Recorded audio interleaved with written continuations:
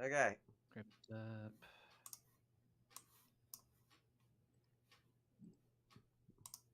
Whew, okay.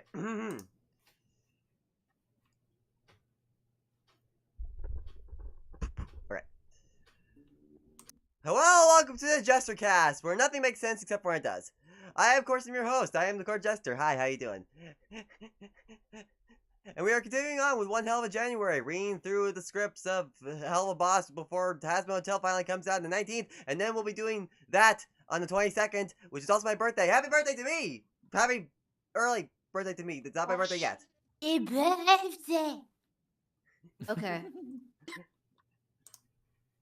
And of course, we have the regulars. We have your Chack Attack. Hey, what's up, people? We have your Faith. Howdy, hey.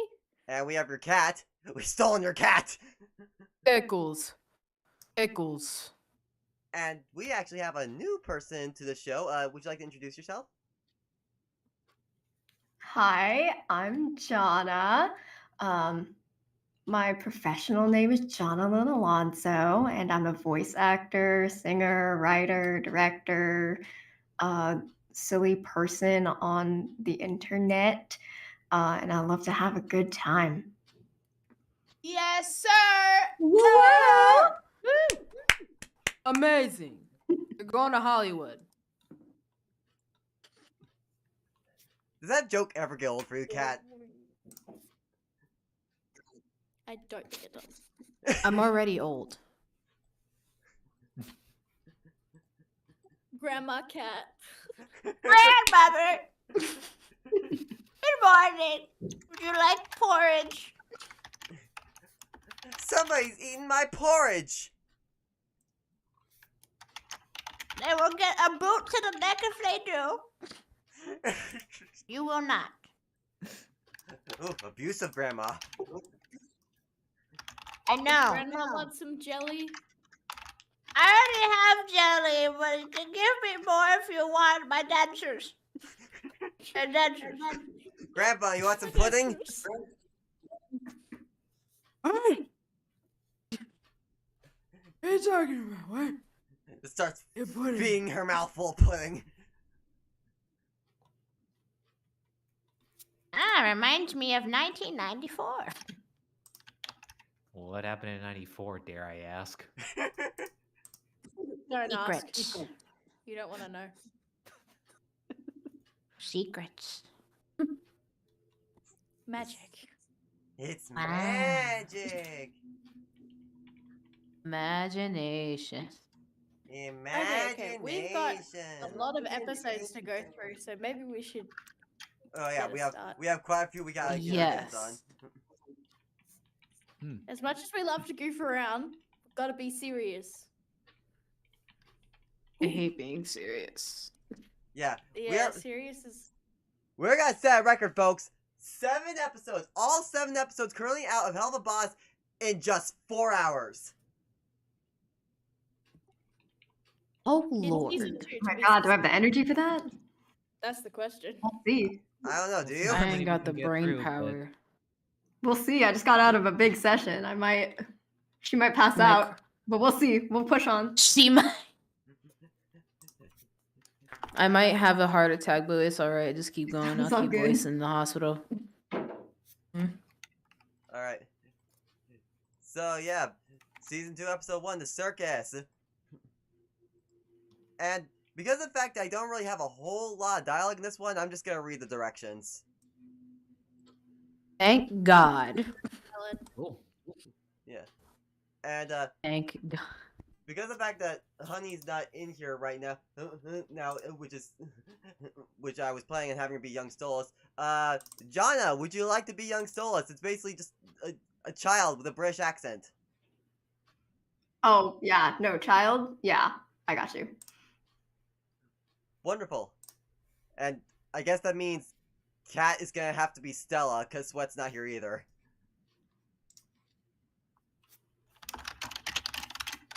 Yes, our children. Okay then. Alright then, everybody ready? Did we settle who else was? Oh, well, I was just about to ask. Did we settle the other parts in here too? I forgot who's Fine. I'll be Mr. the bitch. Oh my god, Cat, you are going full robot. Yeah, you be glitching up a storm. Is it Domo high ping? Rogato, Mr. Roboto. But answer your question, Jack. I'm pretty sure we were talking about I was gonna be Cash Buxo, and I think you were gonna be Paimon. And Right. because of the fact that I know she loves the role so much, Faith, do you I want to take reckon Young Fizz or Raleigh too? Young Fizz. I mean, Young Fizz is more of a teen Fizz. Oh wait, yeah, that Fizz. Yeah. I can be that one. Yes. Which Fizz did I'll we were also talking play- about? I forgot. I was thinking of Teenage Fizz, and I'm like, no, I don't want to do that. All right. I forgot. Okay. Also, good. I replied to the message that you sent, so all the people with who's got what. All right. Oh, Awesome. here we go. All right. In that case, I would say, shall we be? I'm not sure if we should wait for Kat to come back or not, because Kat left. I was about to say, where'd she go? I think she's trying to fix her mic situation because she was going all Mrs. Roboto. Mrs. Robotnik. Dr. Robotnik. There she is. Oh. All right. Okay, now we're good. All right. Lego. Is it better? Much better. Yes. Thank God. All right. Let's do this. Wait, who am I? You're Stella. And the baby? What? Am I the baby Blitz? No, that's me. Okay, I'm just making sure. Okay. Let's do this. Okay. Season 2, Episode 1, The Circus. The episode opens with an exterior shot of Paimon's mansion. Cut to young Stolas, asleep in his bed, surrounded by stuffed animals while hugging one resembling a demonic Max from Sam and Max. Stolas wakes up, yawns, and smacks his lips.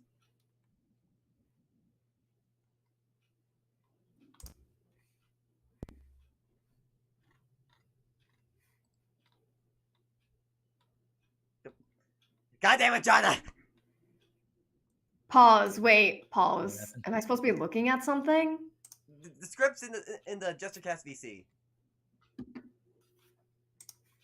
Pause.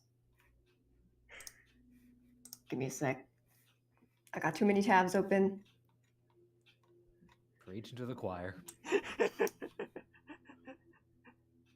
I feel that. Very true. Bruh, I'm so Yeah. sorry. I'm so sorry. No, it's okay. Can we do it? Can we do take two? Yes, take two. Okay. I'm good. Right. I'm good. Okay.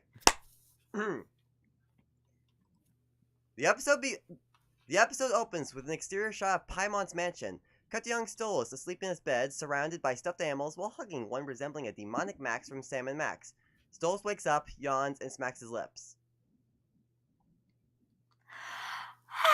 My birthday! My birthday! It's my birthday! Stolas leaps out of the sheets and lands on all fours on the floor. He runs off to his dressing room, arms raised in excitement as an imp butler walks into view to attend to him. Yay! Birthday! Birthday! Birthday time! Mr. Butler opens a tin of hair gel and begins applying to Stolas. I can take this guy. Calm yourself, young prince. You know excitement is unbecoming of a Goetia. Oh! Right. Stolas takes a deep breath to calm himself as Mr. Butler walks off to retrieve Stolas' vest and cape, returning to put them on him. But father told me today is the day. I am old enough to know my purpose and responsibility. Of course, I'm sure it will be wonderful. Stolas follows the butler out of the dressing room down a large hallway. The wall is lined with 4 giant pictures of Stolas at various prior ages. The first shows Stolas in his egg, sat upon a pillow and topped with a crown. The second shows him a hatchling swallowed up in his crib. his swaddling cloth held together by a pin bearing the Goetia family insignia. He is accompanied by the Demon Max plush seen earlier and a star-shaped pillow.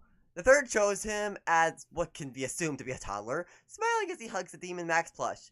The fourth and final shows him in his current on-screen appearance, hugging the Demon Max plush as an unknown creature drips green slime on his head. Scene cuts to Stolas and the butler standing in front of large double doors, which opens to reveal a throne room. Paimon, Stolas' father and king of the Ars Goetia, is seen sitting on the throne in his monstrous black demon form. He stands up, his form shifting to display various demonic creatures as he transforms into his normal, bird-like self. The butler walks over to Paimon and stands next to him as Stolas approaches his father. Ah, there's my little, Stolas smiles gleefully up at his father. Which son is this one? There's so fucking many. Stolas, your highness. Stolas, yes, right. That's the one. The owl boy. Cuts to Paimon standing in front of little Stolas. Well, my little one, it is finally your day of becoming a true part of the Goetia family. How good for you. Are you ready to know what you'll be meant to do to serve hell? Yes, father. Paimon opens some kind of portal to the cosmos as he speaks, showing Stolas the stars as he is meant to study. Two comets, blue and pink, respectively. The blue comet is boy, the pink comet is a girl. Fly out of the portal and up out of view. You will be entrusted with the study of the Earth's skies, the stars, the prophecies they hold, all that stuff. Isn't that fun? You will begin the studies of your grimoire, which will grant you access to the mortal realm to study and observe. And you will grow to be a mighty prince of hell, with your own legions to lead and pass on your knowledge to. I will do my best, father. Wonderful! Also, son, you are destined to sire a precautionary addition to the Goetia family, so you are now engaged. Congratulations, isn't she charming? Cuts to a close-up of Paimon's picture. It shows young Stella angrily strangling a queeve with a bow in a strand of his hair and tears falling from its eye. A second queeve, just like it, wearing a collar with the same bow, lies on the ground, tears flowing as Stella has one foot planted on its head, likely having already been assaulted by her. Stella herself looks similar to her adult appearance, but of course much younger, and has her hair tied up in pigtails. Stella begins crying and turns away from the picture in fear.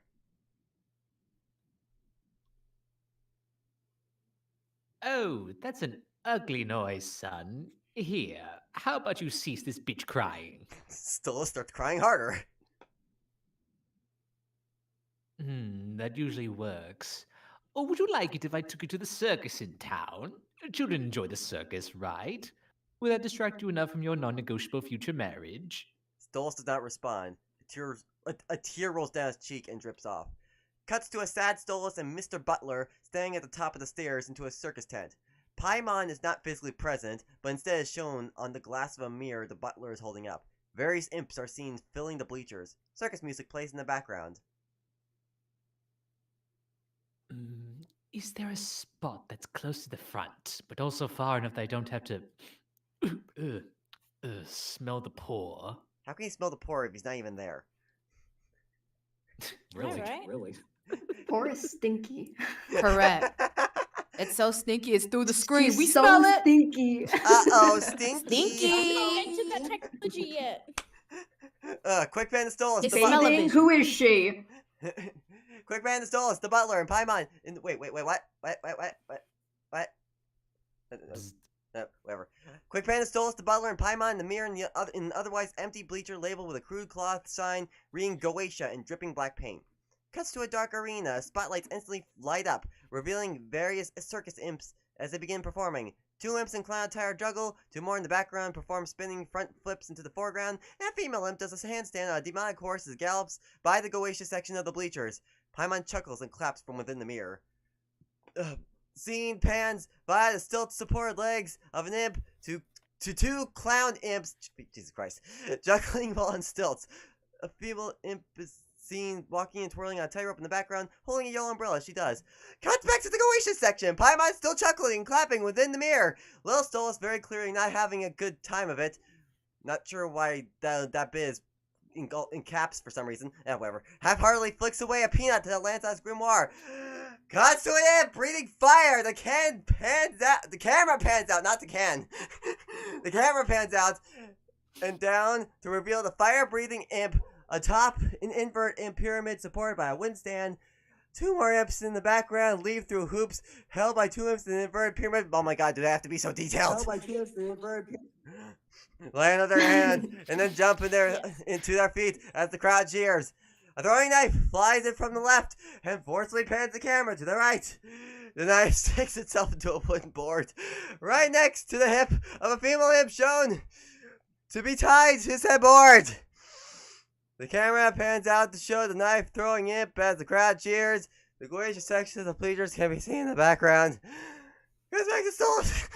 Now dejectedly slamming his forehead into his grimoire as the grim leader of the circus begins speaking. Oh my god, I'm really starting to lose breath here.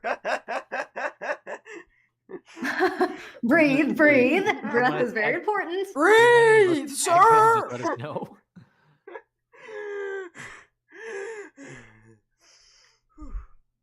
Now everyone's favorite. From the diaphragm. Now everyone's favorite thing about circus shit. The motherfucking clowns! A multitude of frightening imp clowns with glowing imp eyes leap out of the audience from behind curtains in the background. Cash Buxo laughs as they fly outward. The imps in the audience scream and pull away in terror. Cuts to a small foot stepping on a pedestal board accompanied by the sound of a bell jingling. You ready, Blitzo? Cuts to a child Blitzo giving a rope a quick tug. Born ready. Fizzarali and Blitzo leap off of their boards and begin a flying trapeze act. They pass by the Goetia section of the bleachers, and time appears to slow down as Stolas looks up in awe and then blushes. The camera zooms in on Blitzo. Cuts to Blitzo landing on a ball as Fizzarali swings away. Ta-da! Hey, you folks! Want to see me make a horse? Blitzo takes out a green balloon, blows up, and attempts to tie it into a horse shape. It appears as an incomprehensible knot, then immediately pops. Crap. Blitzo continues pulling out balloons and attempting to make a horse, but just keeps getting the same result, over and over and over again. His expression grows more worried with each popped balloon. At one point, the balloon somehow appears as a normal oval-shaped balloon. Blitzo is surprised, but the balloon pops nonetheless. Cuts to the audience, dead silent and unimpressed as Blitzo keeps trying and failing to make a balloon horse off screen.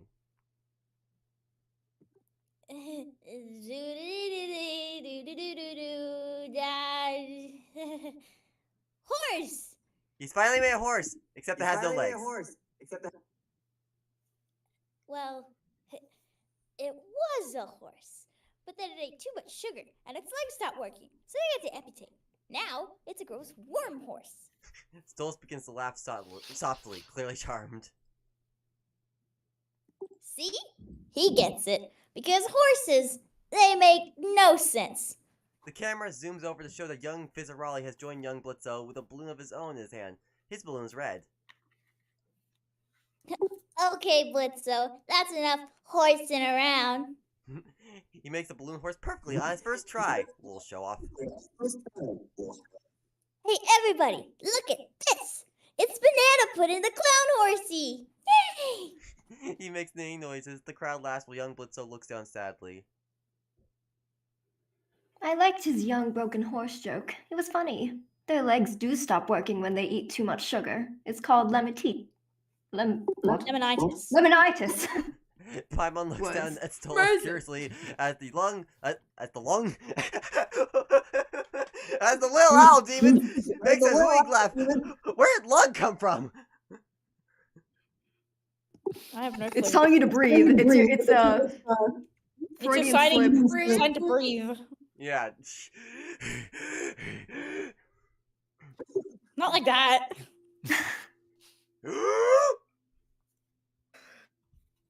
From the diaphragm. Oh. Remember to breathe out too. Yeah, because then you'll turn There we red. go. The Turning scene Red, changes. the movie on Disney. Yeah. Great movie. Go watch it. The scene changes to Cash drinking I'm backstage next. as the butler Wait, walks in, Disney. holding the mirror that has the connection to Paimon. What a show! That was real great. So, the little clown you have, my son really enjoyed that one. I was wondering if I could buy him. Buy him? Purchase him. Yes, accurate. Paimon claps his hands and the servant pushes a button on the mirror. The mirror extends out, creating the effect that he's leaning over Cash. My son doesn't have any friends, you see, and he liked the little clown boy. It's his birthday. He's so sad, and I don't want to deal with him. Can I write a check? Well, Mr. Raleigh is a big draw. He has a few more shows to be in today, so it'll be pretty expensive. No, the other one. Bledsoe? Correct. How much? Well, he's my son, so how much you got in your pocket? The butler digs around his pocket and produces a crumpled up $5 bill and an unopened condom. A wadded up 5 and a slim fit condom. Ah, that's plenty. Done! Splendid. Fetch him for me, and we'll be on our way. The scene changes to Fizz Raleigh and Bledsoe playing with their balloon horses together.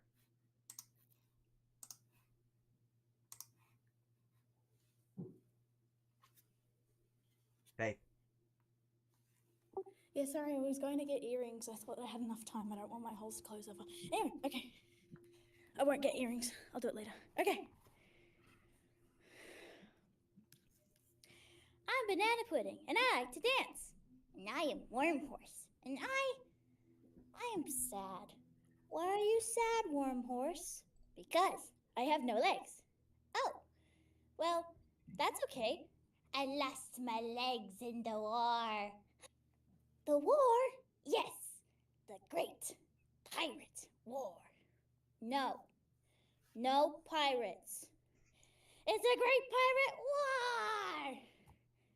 If you keep talking about pirates, I will punch you. I fought bravely, but I could not run fast enough. They took my legs. There was blood everywhere. Ew, no blood. Blood is disgusting. No, it's cool. Well, Banana Pudding is here to save the day. With his magical feet he dances around with, will dance all over Worm Horse to make him feel better. And then there'll be more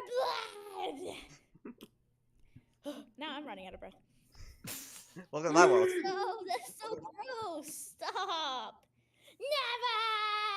Never. Cash appears behind them, grabs Bledsoe by the arm, and pulls him up. Boy, I've got a job for you. You're gonna spend a day with one of the Goetia princes. Why? Money! Because money! Now listen carefully. You're being bought out to be his playmate, but I want you to steal as much from those rich fuckers as you possibly can. Steal? But what if I get caught? Don't you want your family to be able to buy a bigger tent? Better food? Don't you want to be able to help me and your mama out? Of course I want to help Mama. Then you gotta do this. Everything those rich fucks have will be worth a fortune. But if I'm caught, I'm scared, Dad. There are scarier things, aren't there, son? But Cash makes sad eyes at young Bledsoe. yes, Papa. The scene changes to Paimon, his butler, and a young Stolas in front of their house while Bledsoe and his father walk up to them. Here is your new friend, my son. Happy birthday. A friend! Hi, I guess. Hi. I'm Blitzo. I'm Stolas. It's nice to. He gets smacked in the back of the head by his father. Ouch! Don't bow to that one. He bows to us, idiot. Oh, right. Sorry, father. I'm so good at daddying. Yes, you are. The scene changes to young Blitzo and Stolas inside a library, sitting on the floor, surrounded by books. Blitzo is bored, while Stolas is excitedly info-dumping about the books in question.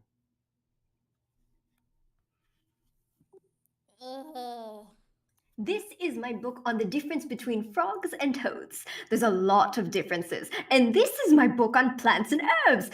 Did you know plants can hear you? Plants are boring. This is all boring stuff. Oh, I'm sorry. I've never had a friend to share my books with. You know what would be fun? A game. Let's play Treasure Hunt. What's that? It's where we pretend we are pirates and we go around the house collecting all the nicest things.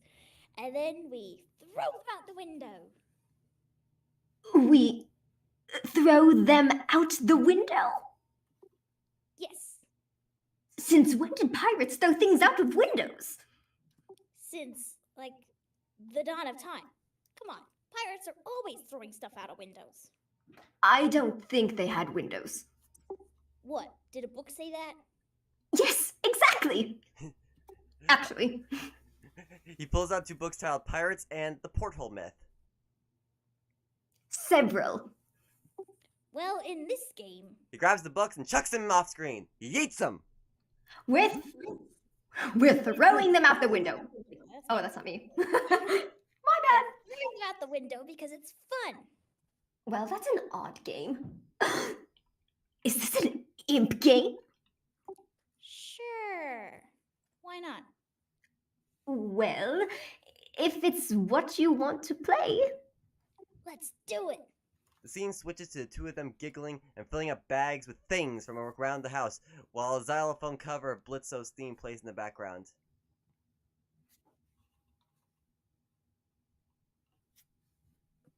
Come on, come on, come on. Stolas runs behind him, panting a little with the exertion.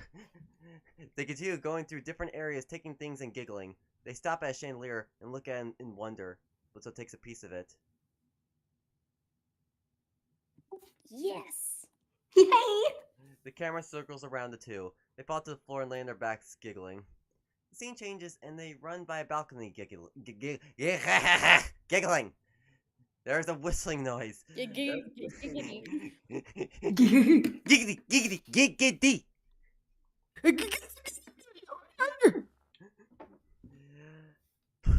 Blitzo runs to the edge of the balcony with his bag of treasures. His father pops out of a bush down below and makes a throw to me gesture. Blitzo looks behind him to Stolas, who is bouncing on a stool trying to reach something and doesn't see anything. Blitzo grunts with effort and throws the bag of treasure down to his father, who then ducks back into the bush. Blitzo, over here! Blitzo runs over to join him. The scene changes to the 2 of them outside by a tree. Stolas is sitting on the roots and Blitzo is climbing it. Blitzo falls out of the tree, hanging by only his tail.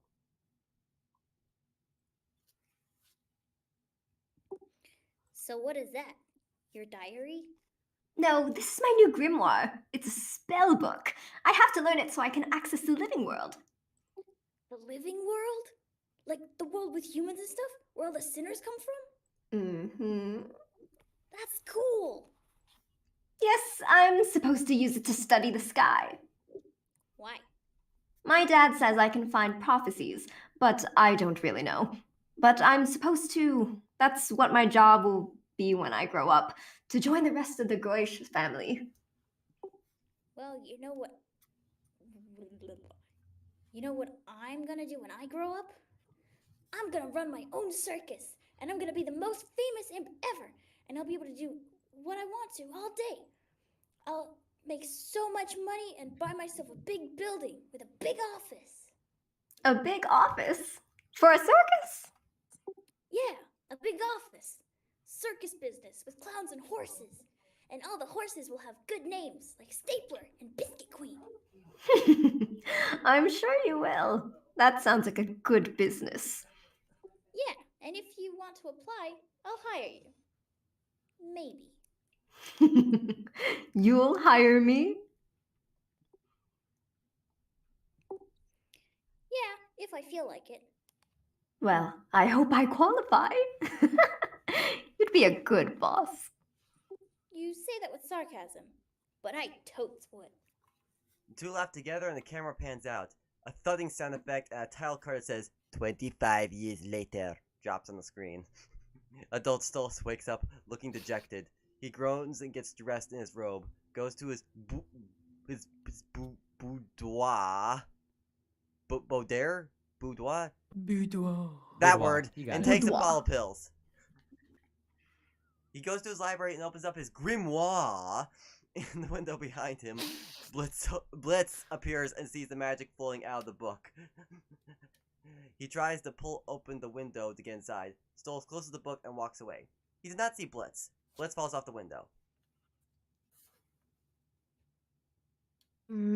Yes. Together we are. Stolz checks on sleeping Octavia and then wanders into his kitchen where Stella is loudly having a phone call. I know still being married isn't a big enough occasion, but to be fair, it's no picnic being married to a boring stiff like Solas. Stolz looks as though he wants to speak to her, but she holds up an index finger at him, and he instead walks away to the kitchen table to drink his morning drink. She just be like, I'm gonna let you finish. He uses magic to open up and hold the Hello. newspaper up in front of him. It reads, not divorced anniversary party, couples only. Stella, what in hell is this? Oh, Stolas, you know I like throwing parties. Plus, it's true. So, you can come if you want. Stolz takes a drink of his morning beverage, and the image cuts to him drinking out of a goblet at a fancy party. We see the guests standing and dancing. Stella is with her two bird friends from the pilot. No, Stolas is terrible, bed. I swear to fuck, he just lays there, staring at the wall, and I have to do everything. It's embarrassing. I'm glad one egg fell out of me, so I could stop pretending I want to fuck his scrawny. Words. His squawny twig ass. I'm hunting rabbits. Twig. Words. Words. She makes a loud drink slip and sip sound, and then even louder laugh as she tosses one of her two glasses behind her, and the glass shatters. Her friends laugh with her. Camera pans to Stolas Wink. standing not too far away from the group, clearly hearing everything that's being said about him to his immense displeasure. The camera jumps out slightly so we can see he stands under a banner that proudly proclaims, not divorced, while Stella and her entourage walk away laughing.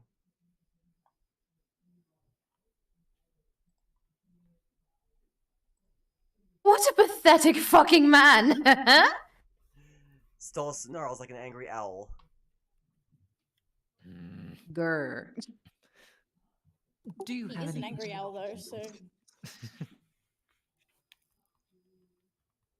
Do you have anything stronger than this?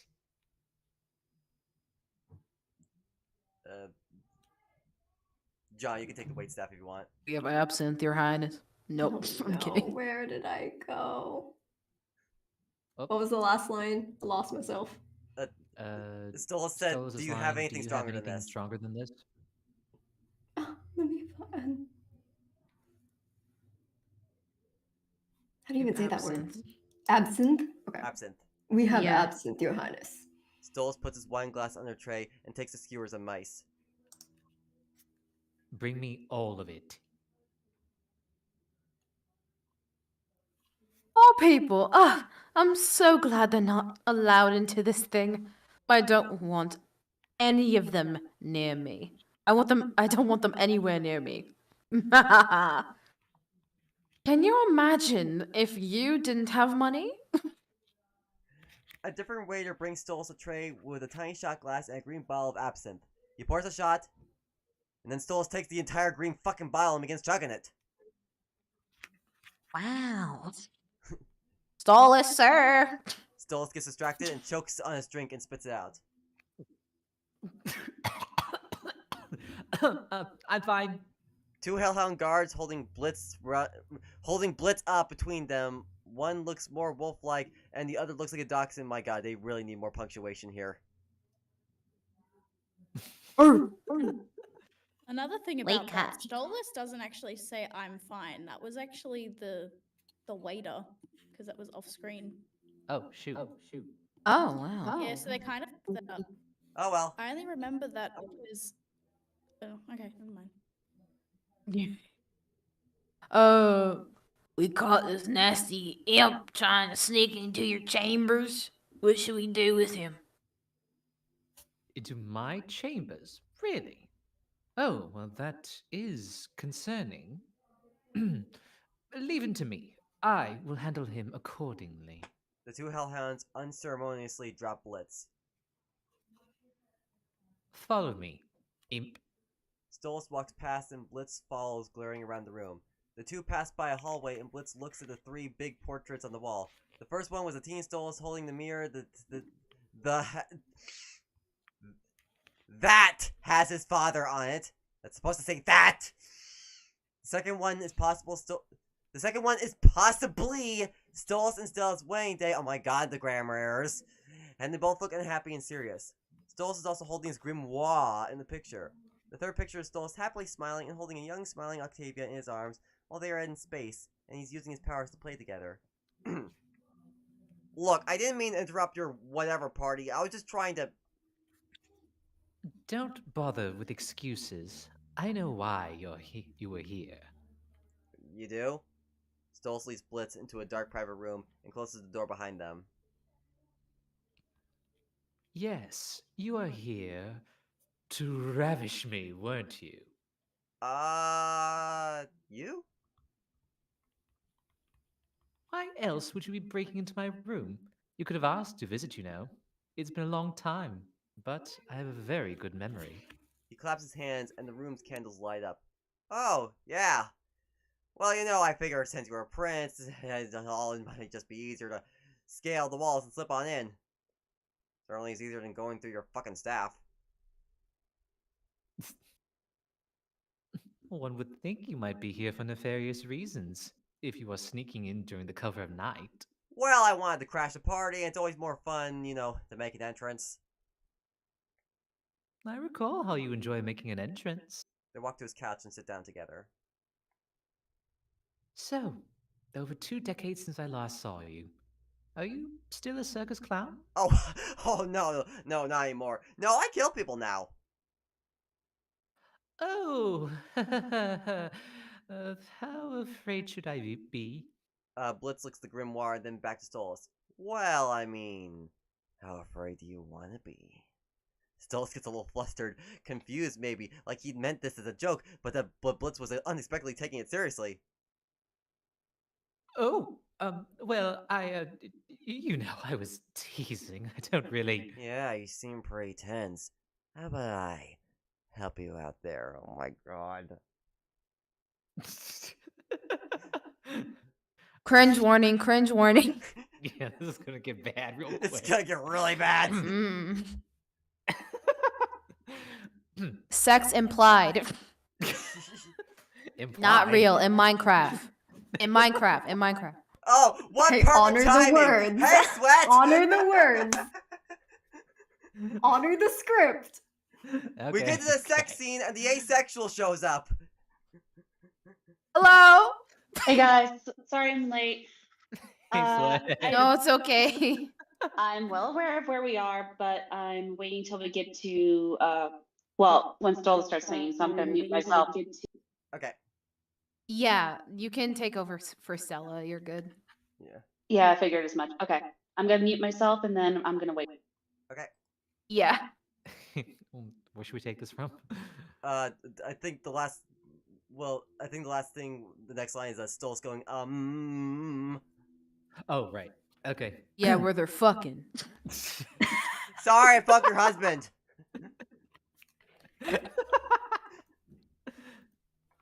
All right. Stolas nervously runs away from the couch, and Blitz falls onto the floor. You know, this is getting a wee bit. Is it hot? I'm starting to feel it getting very hot. Blitz slams him against the bookshelf, causing it to shake. Oh, what are you doing? The grimoire wiggles and falls to the floor. I barely remember your name. Blitz watches the grimoire fall to the floor. He utilizes the ladder to just pull Stolas into a dip, clearly trying to get closer to the book. It's Blitz. His tail begins pulling the book closer to himself. Didn't it have an O at the end, like a clown name? I remember. Oh! They trip and Stolas stumbles back, hitting his bed. The grimoire slides by it. Blitz pins Stolas onto the bed. Yeah, well, it's silent now, okay? So call me Blitz. Stolas squirms backwards further, up to bed, pursued by Blitz. Okay, Blitz. What are you going to do to me? Well, what do you want me to do to you? Well. Blitz realizes that Stolas will be able to see that his grimoire is missing and bites down Stolas' neck as a distraction. Stolas lets out a moan of pleasure, Jesus fuck.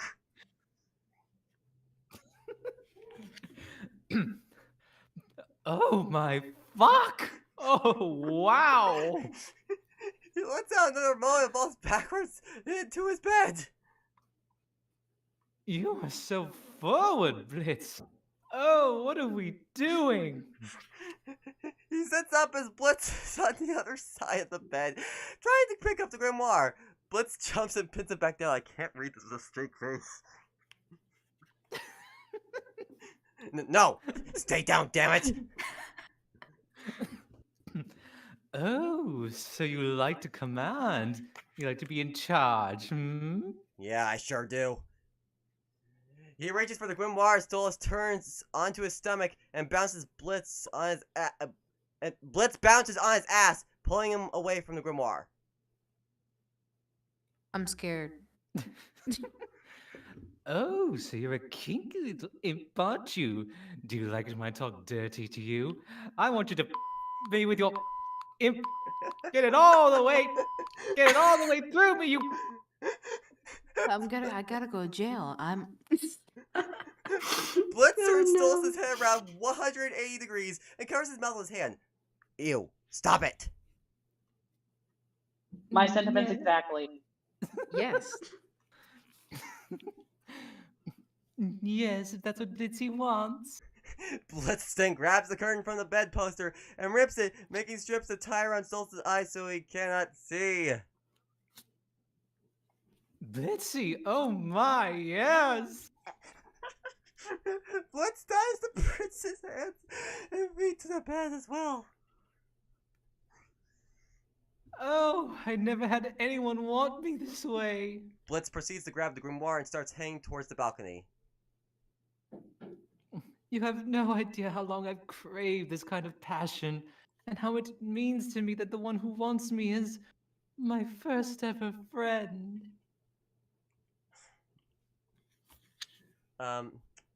Blitz stops, looks back at between Stolas and then back at the grimoire. Alright, fine. I can do this real fast. A jump cut to the title card that says, "The morning after the fest." We hear a thud and see Stolas startle awake in bed. From off screen we hear Blitz. It's the scene from the pilot, but from Stolas' point of view. "Sorry, I fucked your husband!" Blitz scrambles off the table and leaves. Stella looks up at the balcony where Stolas is and smashes her teacup onto the floor. What the fuck is? What's that, Stolas? That was the sound of a fucking divorce. Divorce. He tears the I celebratory love still that. not divorced banner to just say divorced and laughs triumphantly. Jump cut to a title card. No. Stolas blinks awake, groaning in pain. I should probably ask, did you watch ahead of time, Jack, so you know how to sing the song? Yes, this one I do. Alright. Stolas blinks awake, groaning in pain. He's lying next to a bottle of absinthe. He's still wearing his outfit from Oddities, though now his mascara is running down his cheeks. He goes and takes his pills, which are labeled Stolas' happy pills. He turns on his phone and scrolls through his photos, which is a series of pictures of Blitz or things related to Blitz, and Stolas starts to sing.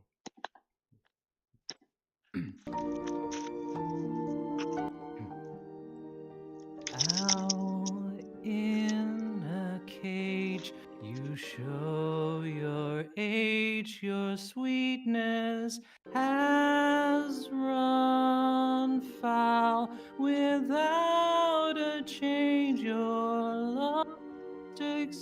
wasted by your time on stage. Then you walked in my room, and like sparks in the dark, life was suddenly thrilling and new.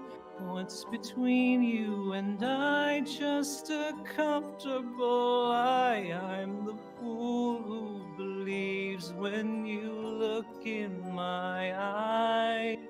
Prince, all alone upon your throne, your power is so frail. You raise your voice, you have no choice inside your gilded jail.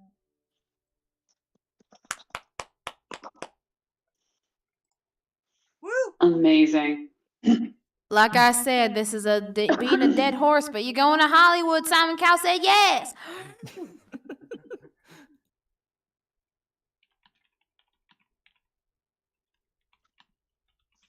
All right. Okay. Okay. The sound of footsteps. Stella walks up behind him, being dramatic on the balcony. What the fuck are you doing? Reflecting. Well, stop. It's annoying to hear you screeching your silly woes all the time. Why are you still here? You leave with you leave with Via on weekends, but then you stay around the house despite everything. I like tormenting you. I want to keep reminding you of what you did. I know what I did. I would feel bad if I hurt you, but we both know I didn't do that. You and I were arranged for one reason, to birth a precautionary heir to the Gorisha family, nothing more. I tried so many years to make it comfortable for us to have this family, but it was never enough. The only reason I have endured your constant insults and cruelty was for that girl to have a normal life. I cannot do this anymore. I want you out. Now. What do you mean? I mean out. Out of this palace, out of my life. We are getting the divorce. How dare you! She steps forward as Stella shrinks backwards, looking slightly frightened of her. What do you think the rest of the Gorisha family will think? Her hand moves towards Stolas to backhand his face. Androphus! Stolas catches her hand, stopping it before it can hit his face and cutting her off. I don't care what your arrogant brother thinks. And the only thing the Gorisha family wanted from our marriage is already 17. So it's over. I'm done. Stella stares intensely, then pulls her hand away from him in a silent rage. Fine. I have no desire to stay in a place with a treacherous embarrassment. You have fallen from what little grace you had.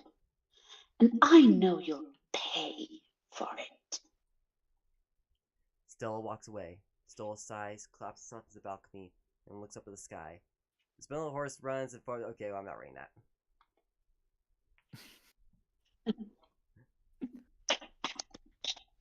Whew. Whew. Woo! Okay. How's your breath, Court? You okay there? I'm all caught up. I'm good. I know you're running out of breath. That's a that. Well, it's the fault of the script for making the directions so fucking detailed. Yeah, I heard that part. Seriously, didn't have to be that detailed. I know. It's hard to paint a picture with words.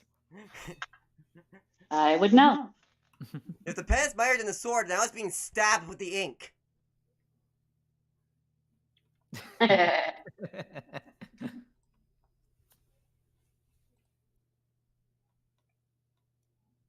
Alright.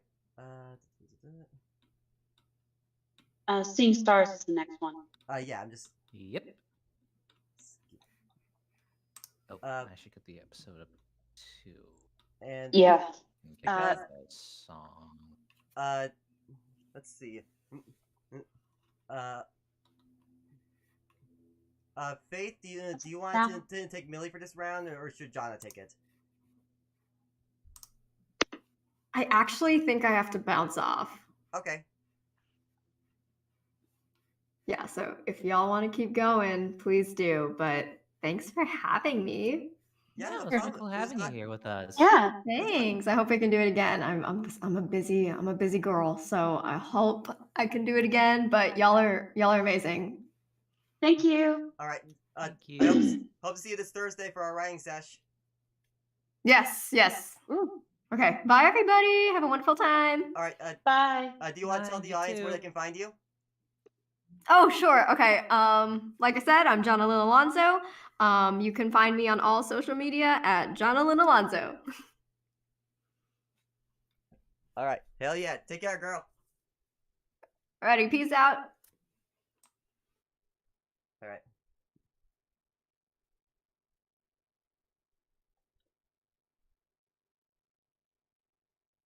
Okay. So, you sure you don't want to take Millie, Faith?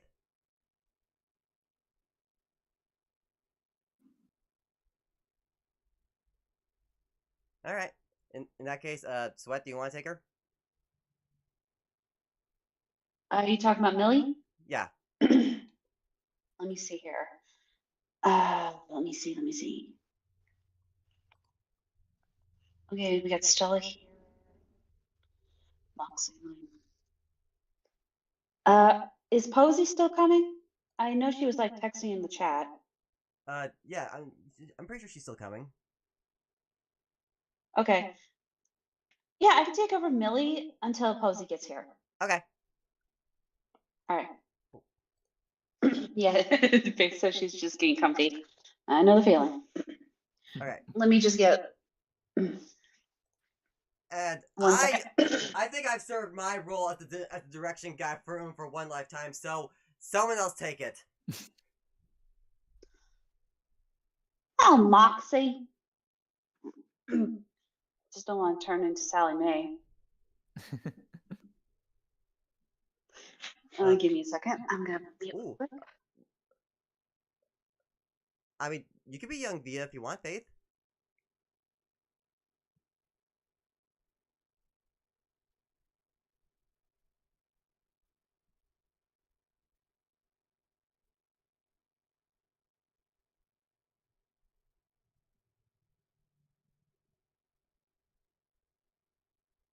Alrighty. Uh, Kitty cat. You there? Cat. Oh fuck. Oh, Mike. Yeah, it might be the mic again. Cat? Yeah. Mike check.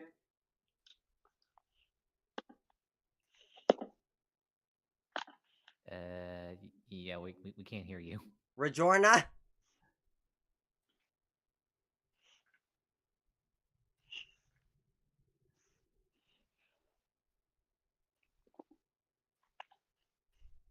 Bzzzt.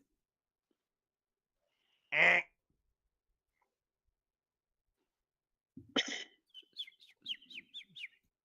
Yeah, she said her mic's still going up. Yeah, Or actually, still I'm effing reading up. it. Yeah. Ah, Technical difficulties.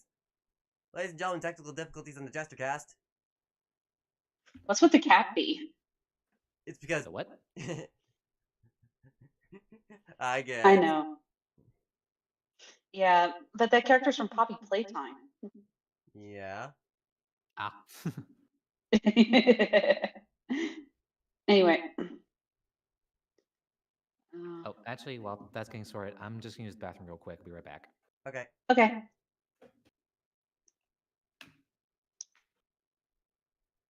So while we're Okay, waiting, she's Rawr. so, ah. Hi, Faith. what was that? That was Faith. Oh, really? Rawr. Eh.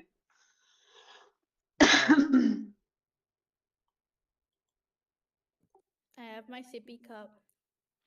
Sippy cup.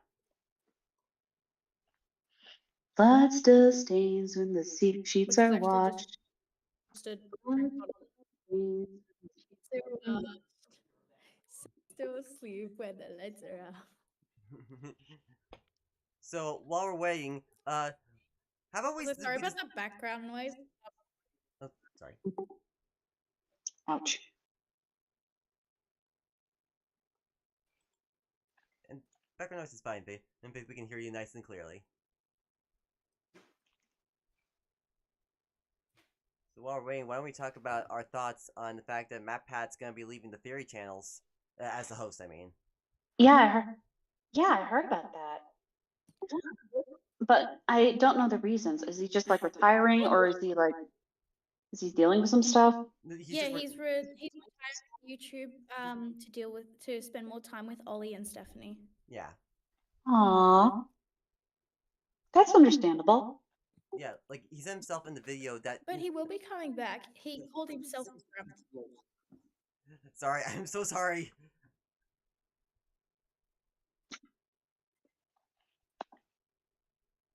You go ahead. I'll let you talk. Blame the delay, Court. Blame the delay.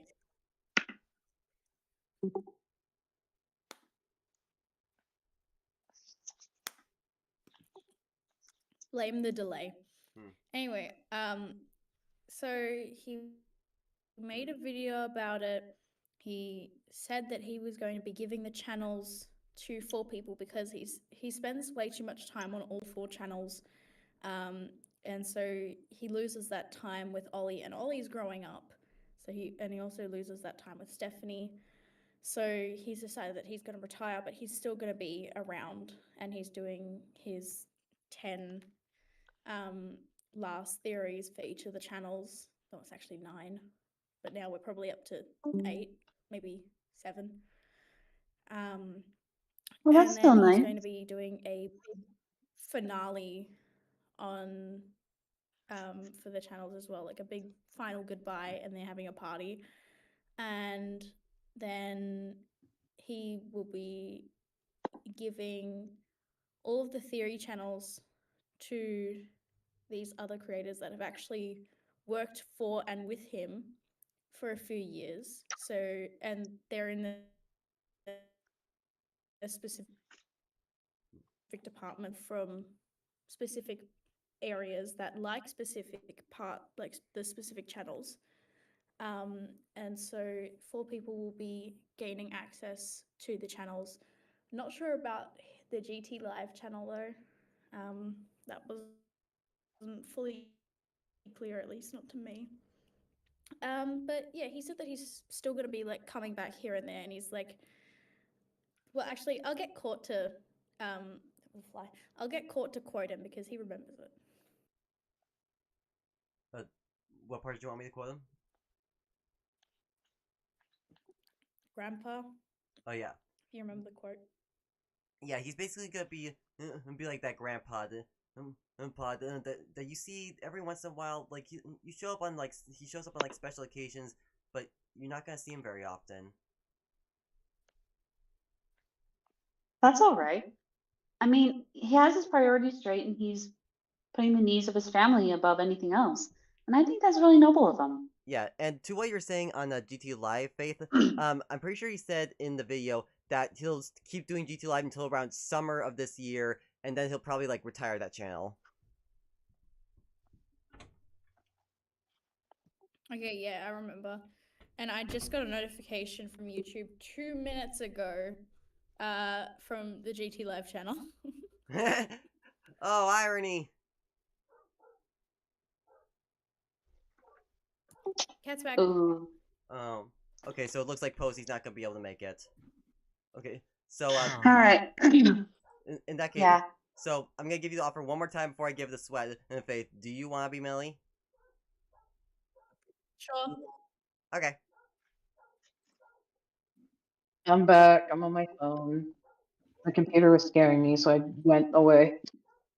I hear you. Yeah. So, is Faith playing Millie? Yeah. Oh. And baby Via. All right. Yes. I am Octavia.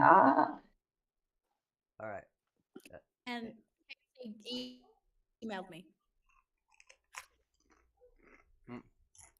Yeah, Who's taking directions for court though? First come, first serve. I don't want to. I'll do it. Who's taking directions? All right, Jack's got I'll do it. directions. Yay! Okay, Chuck's taking. All right. Another victim. Hooray! Hey, it's good All practice. right, here we go. 3, 2, 1, go. Steam stars. All right. The scene opens with a shot of a galaxy with Stolas narrating over it. In the great expanse of the nether, there exist boundless amounts of magnificent phenomenon, the great brilliance of an exploding star, the nimble dance of space dust through a nebula. But once every 1,000 years, our corner of reality is treated to an incredible sight from the deep eldritch recesses of the cosmos. The tears of a forgotten colossus begin to fall. Tears made of the hopes and dreams of every living thing that never came to be, condensed and sent shooting across the night sky in a dazzling final display. What appears to mortal beings as a meteor shower, we can see it for what it is, as a thought's tears. Daddy, can we go see it someday? Yes, dear, I promise. When the day comes, nothing will be able to keep me from being there with you. Good night, my owlet.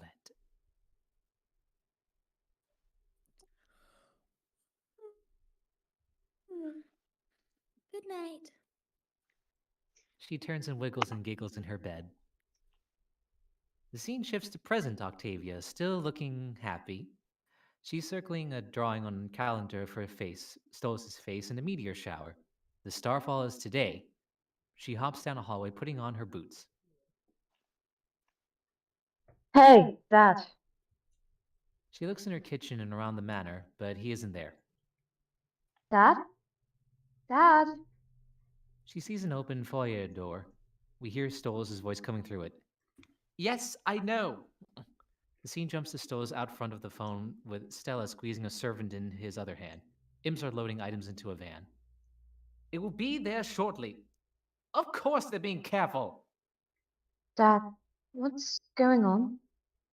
Apparently your mother can't exist somewhere for 2 minutes without the entirety of her possessions. Stolas is yelling something incomprehensible. Stella. Stella's yelling something incomprehensible. Yeah, I said, did I just say? 1 second. Stella is yelling something incomprehensibly in response through the phone as he speaks. What? No, I'm not turning her against you. Yes, Stella. Never have to see your fucking face again. Dad. Everyone. No, that She was me. continues to. Wait, that what? was- Oops, sorry. Yeah, it's okay. Everyone. She continues to yell incomprehensibly. Is this going to be done before tonight, right? What? Oh, I hardly think so. Knowing your mother, this will take all weekend. Don't be gentle about it now. Break whatever you have to get it all in there. What? What did you just tell them to do?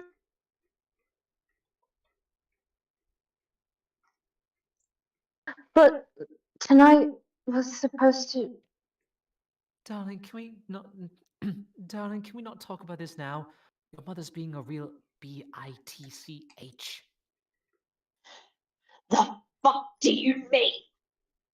More incomprehensible yelling is heard from Stella's end. Oh. Well, how was I supposed to know you can spell? I never seen you read. Damn. I'm going to take everything you own. Out of frustration, Octavia slams the door and yells as she rips up the calendar page and angrily topples her telescope over and grabs a bag with her things and leaves the mansion. The scene zooms in on her circled date and then cuts have the talk in the background. So you can see the words have the talk scribbled out on 11th, 12th, 15th, 18th, and 19th. The 13th has a drawing of a horse and is labeled writing lessons, and the 14th has a drawing of the moon, a squirting dick, and is labeled as Stolas. Huh? There's a sound of crashing in the calendar. Oh, they didn't even. I'm bothered to say that Squirty we're dick. looking at the calendar at IMP headquarters. Let me do that part again. Cut to IMP headquarters onto a calendar where the 13th has a drawing of a horse and is labeled riding lessons. The 14th has a drawing of the moon, a squirting dick, and is labeled as Stolas.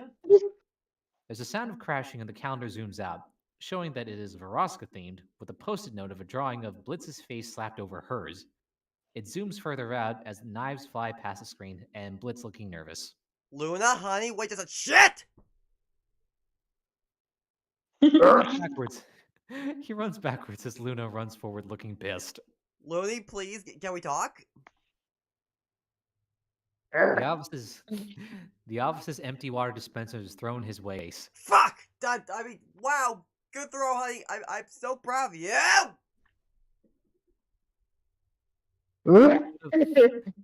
Luna pounces and tackles him off camera.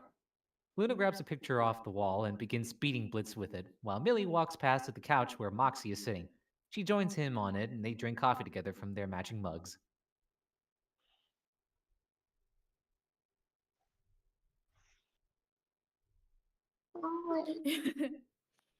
What's this all about, honey?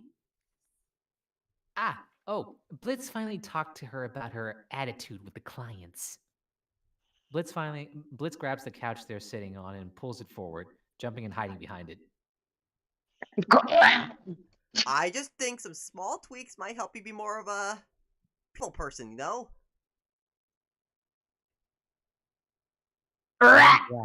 Luna growls and drops him before heading back to her desk. Octavia opens the door and wraps her hair around her. Octavia opens the door and wraps her hair around her neck like a scarf disguise. No one notices her entering.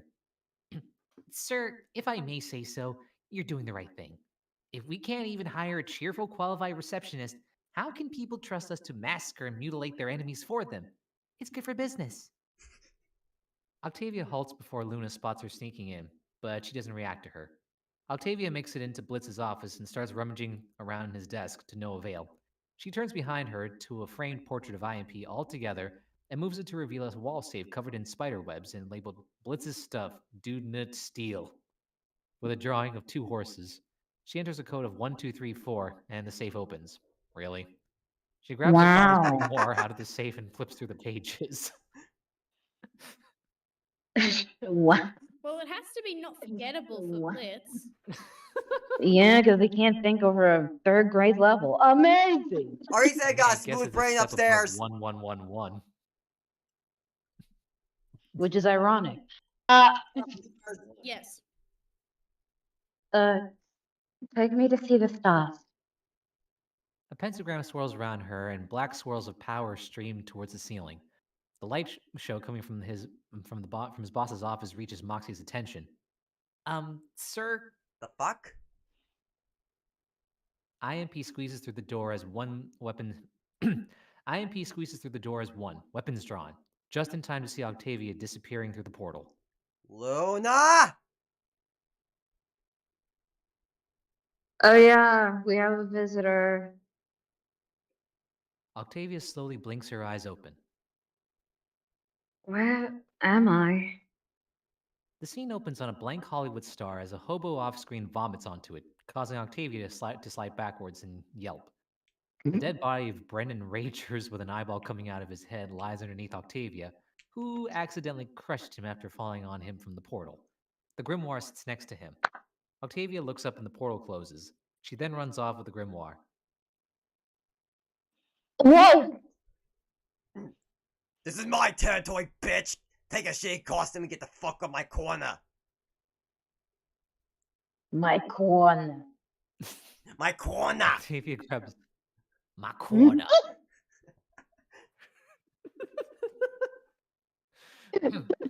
Octavia grabs her things and runs across a crosswalk while cars swerve and almost hit her. She runs into a protest mob. They're holding signs that say, "Demons walk among us," "God hates you personally," and "Arrow to hell." Among Us. She dodges away from them and almost into a gleaming golden statue of a man smiling with his hand out. Octavia falls to the ground as 2 ladies see her and look shocked. Octavia looks frightened as she grabs the grimoire and scrambles into an alleyway. She sits with her knees to her chest, breathing heavily like a panic attack. The scene cuts to Blitz also panicking. Shit. What the fuck am I supposed to tell Stolas? Well, he seems to like you, sir. Maybe he would understand if. Okay, my dick is good, but it is not that gets good, shoved away Moxie. by Blitz. Oh, Sir, I don't think we really have a choice. So what? You just want me to call him up and be like, hey, Stolas, Jump cut to Blitz actually on the phone. so your daughter came by, took your book, and teleported off to who the fuck knows where. We have no way of getting you to the back. Okay, cool talk, bye. He looks progressively more worried as he speaks and quickly away slightly. Oh, that actually went better than I thought.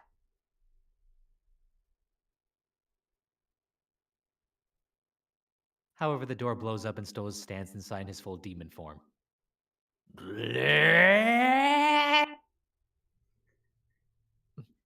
Cut back to Octavia exploring. She is trying to talk to people on the street who are ignoring her. Hey, can you help? How do I get, excuse me, I just need to know where I can, see the stars. A pamphlet flies into Octavia's face. It says bus tours on the back, and on the inside center panel, Starstruck Tours. And in the bottom left hand corner, Stalk Your Fave Celeb.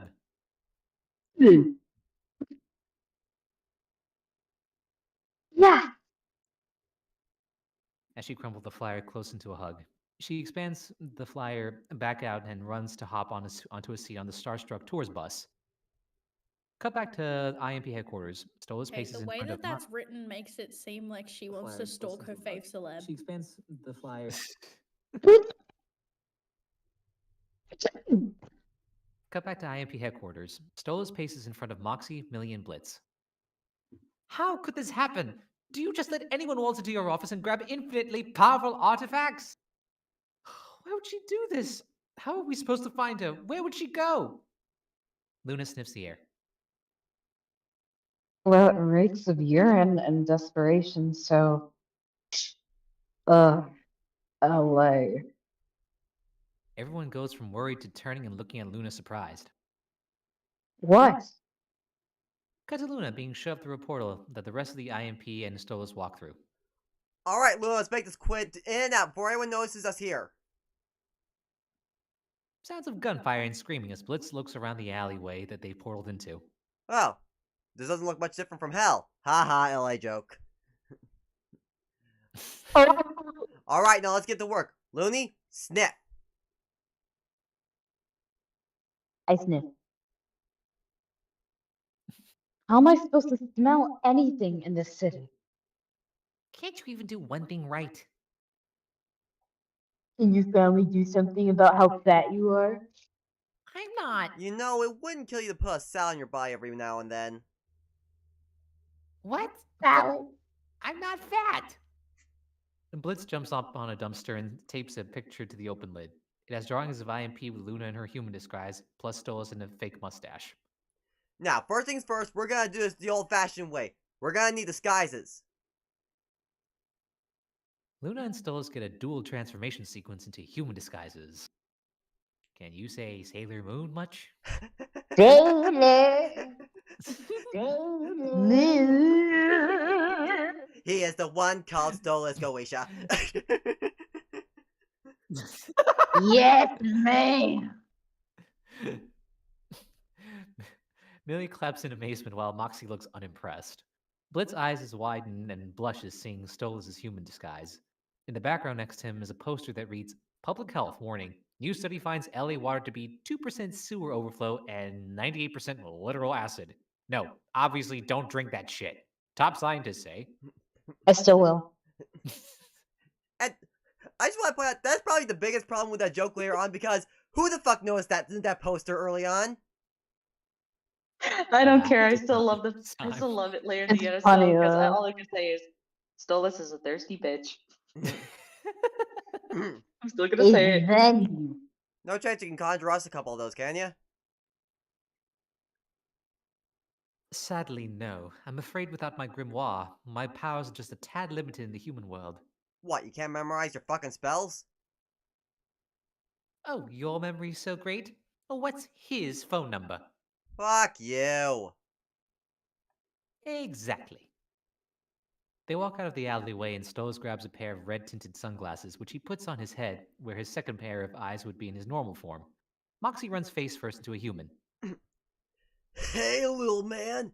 How about you check out this demo right here? This is some premium grade A fire right here. Perfect for you to crank with the little lady. He grabs Millie and pulls her close to her obvious displeasure. Oh, wow. You made this? Thank you. He and Millie walk away as the dude falls and stops them. Oh, hey, hold up a sec. You just gonna grab it and go? He said thank you. $20, man. Millie, we need money to pay this talented artist. Millie watches as the rest of their group walks past the corner without them. You can just give it back, Mox. Moxie gasps and grabs the sides of his face. He jumps behind a tree, crouching and holding the CD close. Millie! These artists put their heart and soul into their work. I can't just give it back like it's worthless. He hisses and swipes at a squirrel that was sniffing at him while holding the CD close. And he says not possum. And he says not possum. It probably is. A woman walks past and flips a coin to Moxie.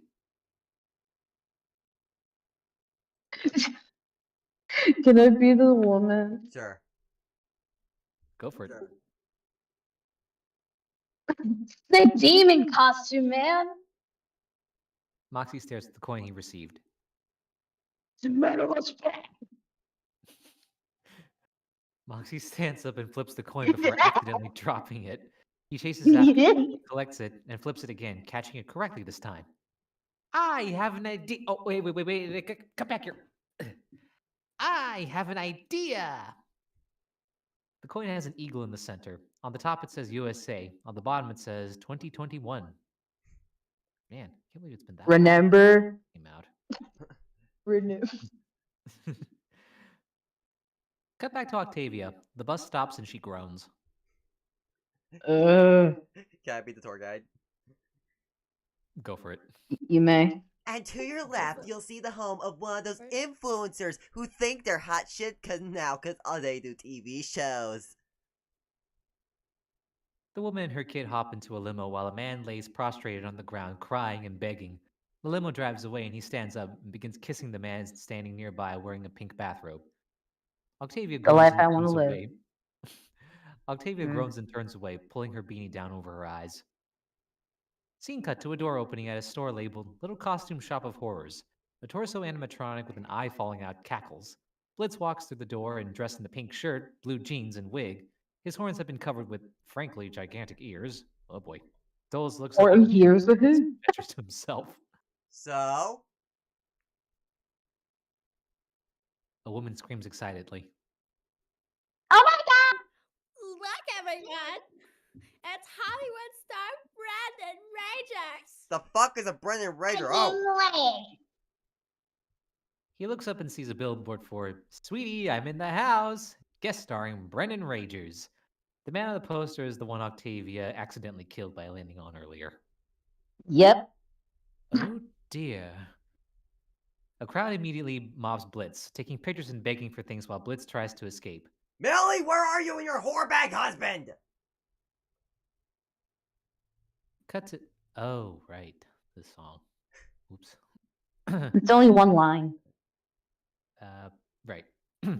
Cut to Millie and Moxie singing Till the Day We Die. A couple and other passersby stand together witnessing the demon couple's performance, as the music dude who gave Moxie the $20 CD looks miffed.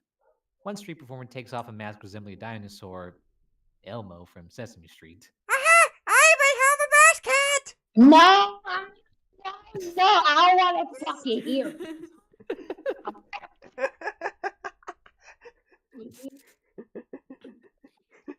You're my lovely little monster, and I'll never say goodbye. I will kill for you until the day we die. die. Amazing. I don't know how bad the lag was there. It was 10 out of 10. You're going to the lag Hollywood. was Ha! I 10 out stole of your joke, 10. Cat. No. I wasn't even gonna say it. Now you are me. You gonna say it. You are me. Cat, it's okay. I stole his joke, so. Copyright infringement. All right. The crowd cheers, throwing roses and money Moxie's way while he bows. He points to the money earned to Millie, looking excited. She looks less than impressed. He gives the money to the music dude. And here you are, my fellow troubadour. Whatever, man. Get the fuck out of here. You're cramping my business.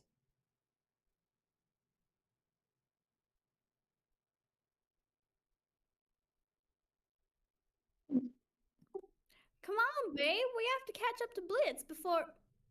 She turns and runs face first into a mural. Hey, want my smart? What? Yes! The stall he's in is holding a picture that says "Believe" on it. There are 3 keychains displayed: a palm tree, head on a figure wearing a bikini, a wolf wearing boxers with hearts either over or as its nipples, and a Mayday in her human form holding a microphone, smiling and looks happy. Millie facepalms at Moxie's response.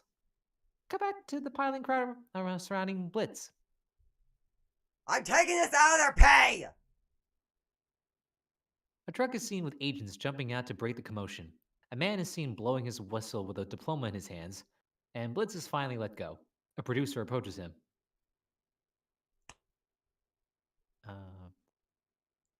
I can try to take on the producer. I forget what he sounds like, but It could be me anybody else too wants if it? you want. I will Oh. take it. You want me to take it? Sure, go for it. I don't remember, but I'm gonna do my own voice. Just make him Go sound for like it. your typical Brooklyn dude. Just make him sound like every sleazy asshole producer you've ever heard in a TV show. Oh yeah, I'm an actor. I got him. I got him. Mr. Rager, we've been looking for you everywhere. You were supposed to be on set an hour ago. The fuck are you talking about? Your guest spot on. Yum yum. The sweetie coming loud. An ad pops up, resembling the same design of the billboard, and briefly disappears. We're tapping tonight. Now hurry up and get in the car. We're tapping? We're taping tonight. There you go. Shut up. We're taping tonight. Yeah, of course we're Hey. tapping. There you go. Now you got We're tap tapping, now. tap dancing. Oh, Yeah. no. I am not going anywhere with you, Jizz Biscuit. Ah, very funny, Mr. Rager.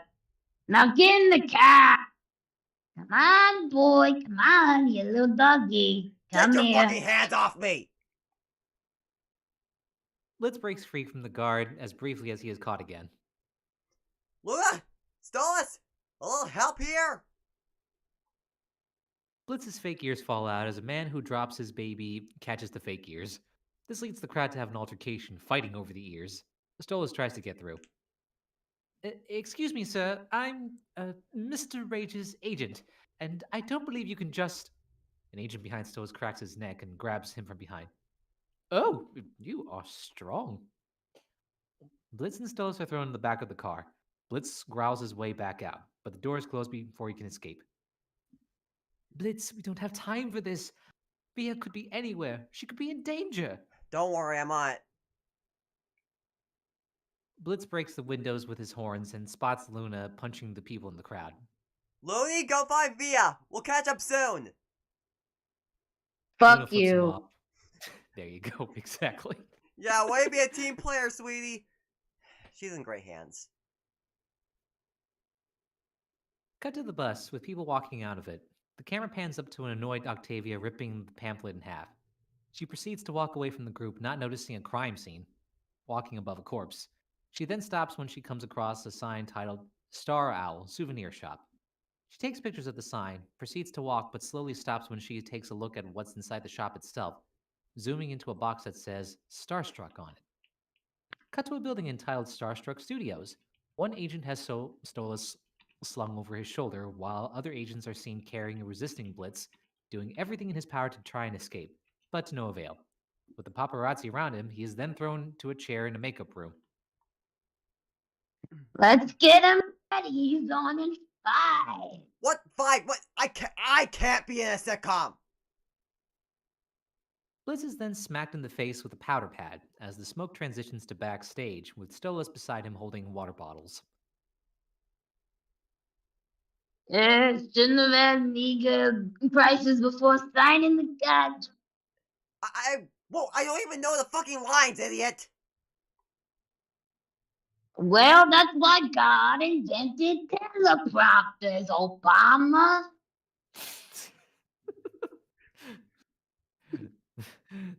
The scene shifts to an actor smoking a cigarette, a child actor snorting cocaine, and a guy on a teleprompter that says, "God, kill me, please," before breaking down and electrocuting the guy on top of it. Shouldn't he rehearse or something? No, you can't go. Can't go live in 10, 9. Happy New Year.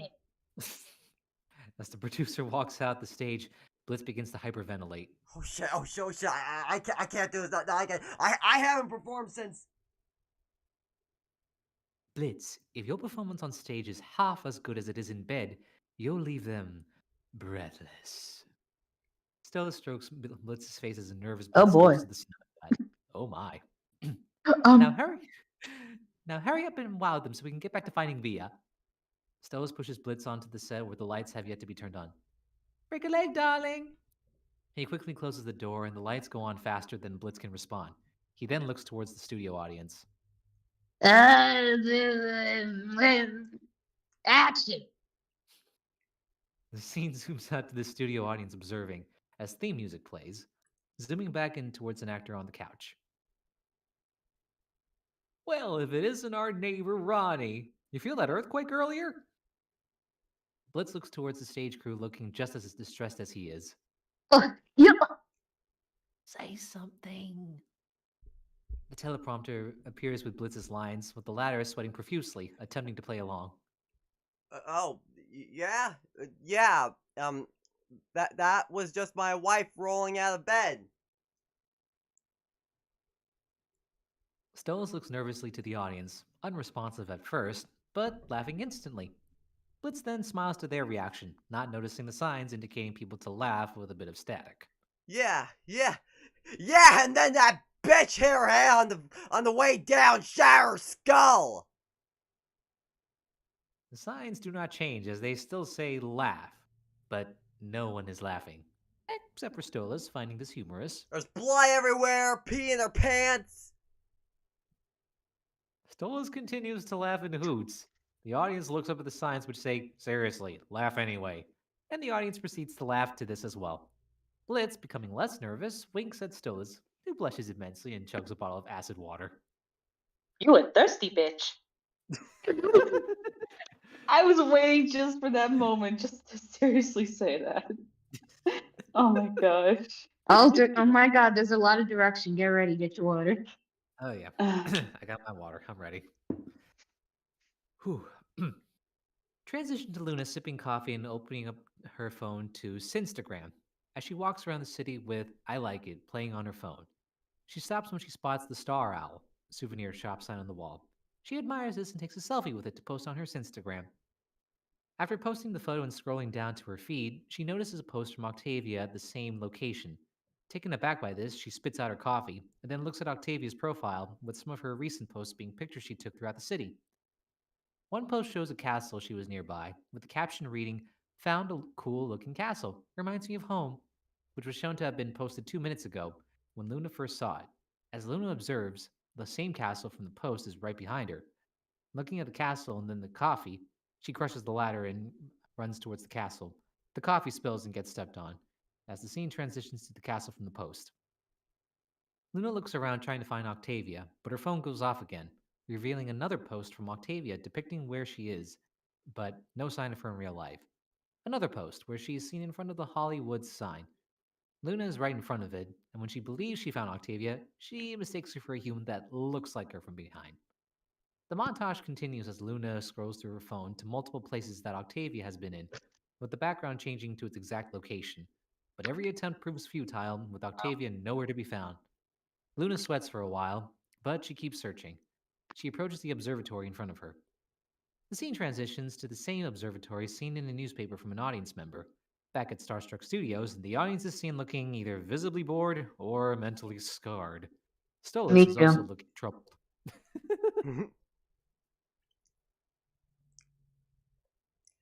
Oh, Augie, you've gone and done it again.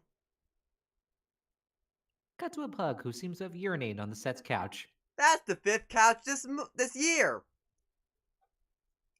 The scene pans up to the screen, still advising the audience to laugh, who struggle to do so. One audience member laughs out of insanity and then passes out while foaming at the mouth. You know, maybe it's about time I found you a new home. One that can put up with your attitude.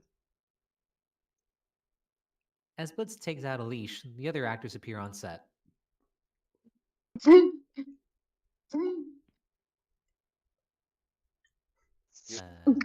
want to take a child actor, Faith?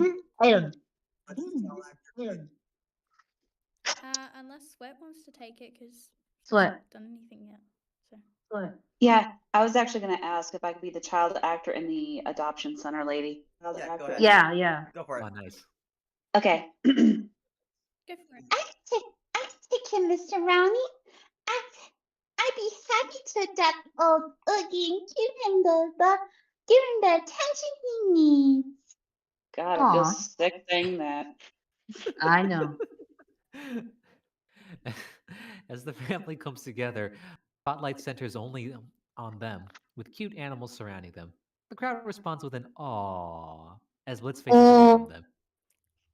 Jeez, I expect her to break character and that giant butler comes in saying, "Yes, Miss Dimple." Oh, God. Cats don't Oh, that's a dance. I good love that movie. reference. Yes. Yeah, maybe you should adopt.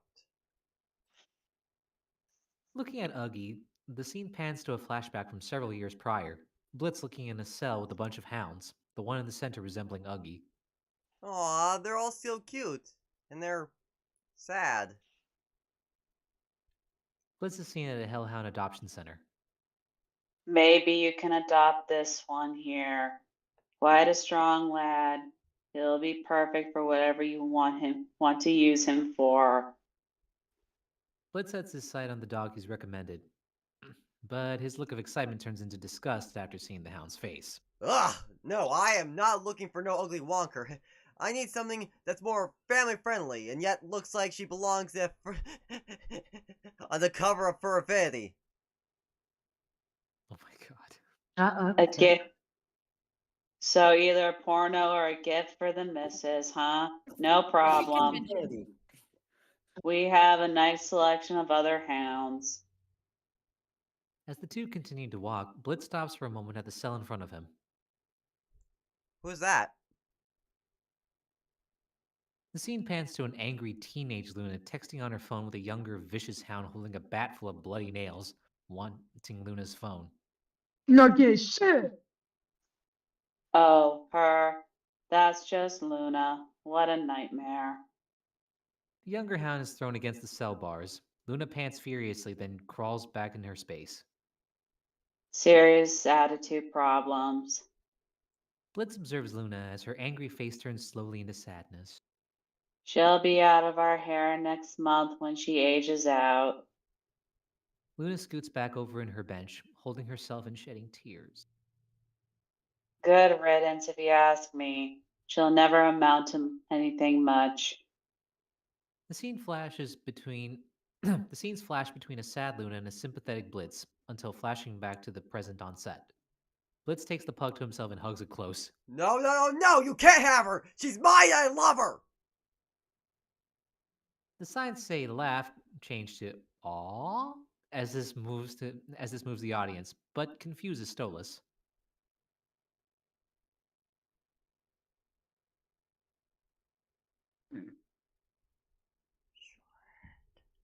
Oh, child actor. Sweat. Sweat. What? Sweat. Getting into character. The child actor leaves. Or outside Uh. interruption, maybe. Maybe. Maybe. Wow, wow. Who? Where the bird tweets come from? And birdies. Oh. Okay. Is there a bird in here? Came from chat. I think Jack's just Oh, I whistling was like a like, I was bird. looking around like,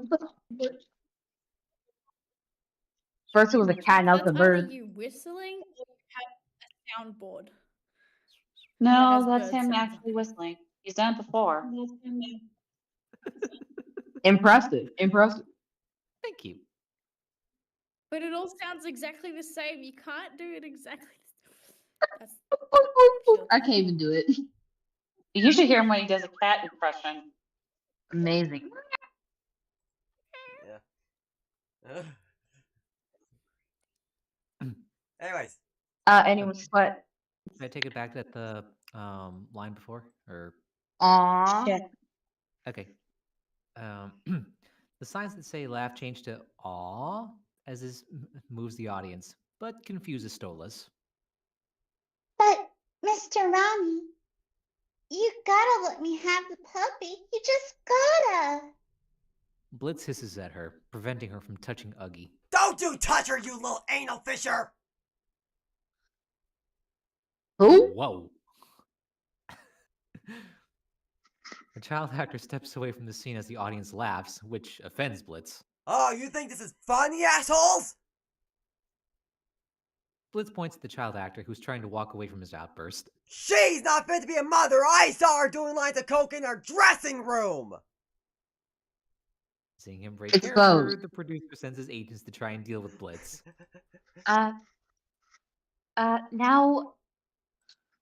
Now, Ronnie, I think maybe you should.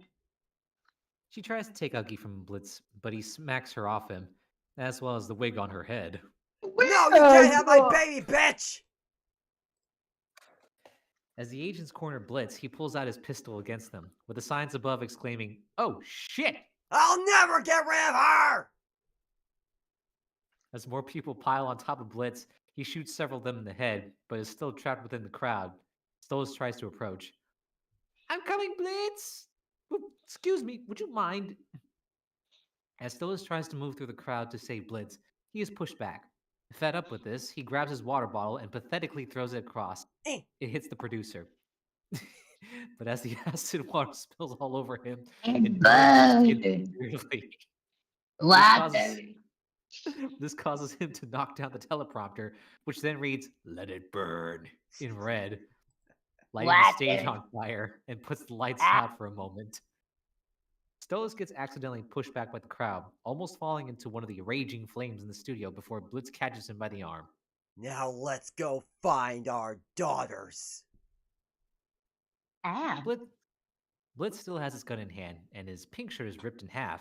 An explosion bursts behind him, highlighting his toned figure as Stolas blushes in response, once again, before being dragged to the exit. Sorry about that. I had to take my headphones out, and my ears started to hurt and started to ring a little bit. Ooh, ouch. Oh, be careful the with ring- that. Oh, be careful. Yeah, but it's okay Ooh. now. I put some drops in it. Okay. Then you sure? Yeah, I'm good. I'm good. You sure? Yeah, it was like one little tinnitus thing where it's like that quick little ring, like, Oh. and just take it out, rub my ears. I'm good. Yeah. Okay. We all had that. Yeah, those are annoying. Mm-hmm. Just Yeah. be careful with your hearing. Mhm. Oh yeah, I am. That's why I'm keeping my volume down low, so it won't happen again. Okay. Okay. Right, well, All moving right. right along. Yep. Yeah. Cut the scene, burning down as the scene pans up to the smoke clearing coming from the fire. The smoke fades as the scene transitions and pans down to the observatory. Luna is still seen looking around until she halts at a staircase, seeing a crying Octavia by herself. She sees a blue hue next to her, which is seen by Luna, reverting back into her normal form. Hey, Octavia wipes her tears. hey, how did you find me? Your Instagram. Nice pics, by the way. Luna pulls out her phone, showing pics that Octavia posted. Oh, thanks. You okay? I believe I was so stupid. I spent all day looking for a place where I could see some dumb media shower. And all I get is this. Yeah, smog's a bitch. Luna attempts to light up a cigarette. Flames come out. As she tries, Octavia snaps a flame for Luna's cigarette. Luna takes a smoke as some of it gets in Octavia's face. You know, your dad's really worried about you. She sits next to Octavia on the ledge. Right. That's why you're here instead of him. He can bother to keep his promise. And now he can't be bothered to come and get me himself. He'd rather spend his time just screaming at my mom. Why does he hate her more than he loves me? A long silence falls between them until Luna extracts her cigarette and exhales. Sometimes it's not as simple as that. This kind of shit gets messy.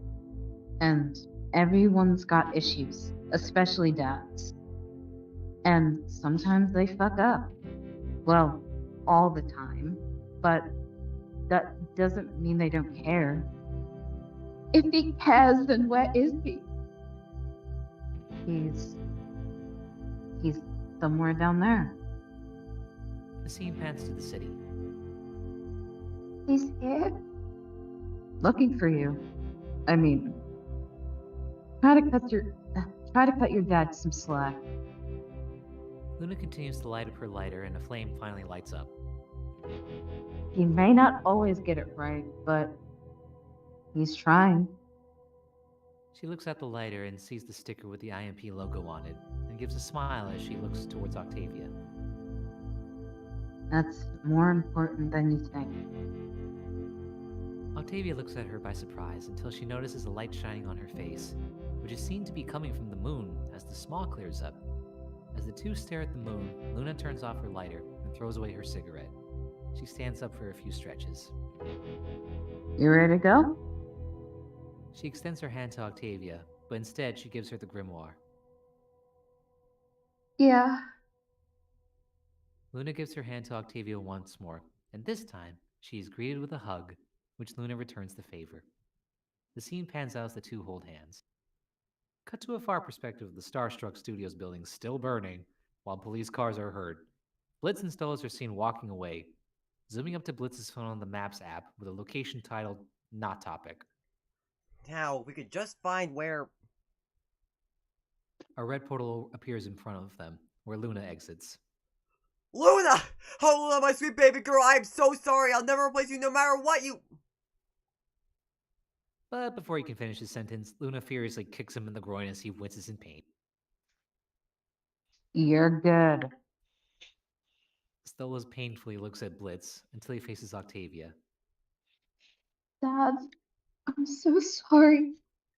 Stolas runs up to hug her as he reverts back to his demon form. I'm just relieved you're okay. But what would possess you to do such a thing? You know I haven't taught you spells like this yet. Wanted to see the stars, you promised. And the stars? As a thought's tears. Oh no. Oh, my dear sweet Via. I am so... Octavia stops him as she hugs him. I know, Dad. It's okay. You're here now. Stella's returns the hug to his daughter. Luna watches happily until she notices Blitz trying to hug her, and responds with smacking him with the book with a smug face. She then notices a faint glow in the sky.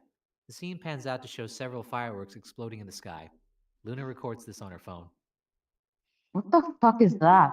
My acting career. As the fireworks take off, Stolas and Octavia look up in awe. Look at that one. Did you see that one? Now, where the fuck are Eminem? Cut to a close-up of Millie on her phone texting Blitz. Around the alley that she came from, the portal back to IMP headquarters appears in front of her. Moxie is then seen carrying a heavy bag full of art paraphernalia. Art is heavy.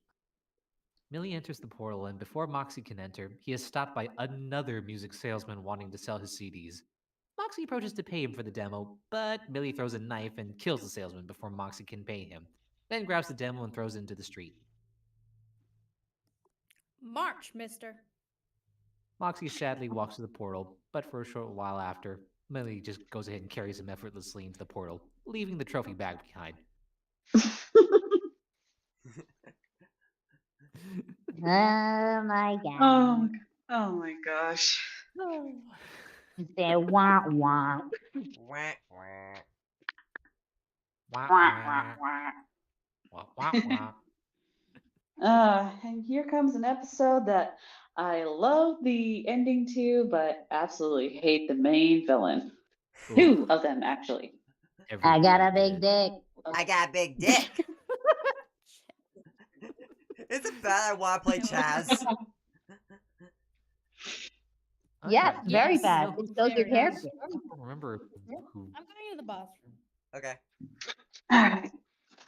Actually, did you play Chaz Use the first the time we toilet. record? What was that?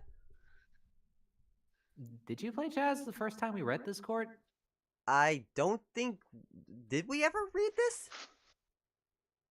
Well, that's what I'm trying to remember first off. And if we did, I don't I don't think know. we What's did. going on? I think we stopped at seeing stars. wow, really? Damn. I believe so, because I do not remember us reading through this one. Huh. Okay. X's Wow. and X's and O's? Yeah. Yeah. Yeah, we haven't read X's and O's yet. Nice.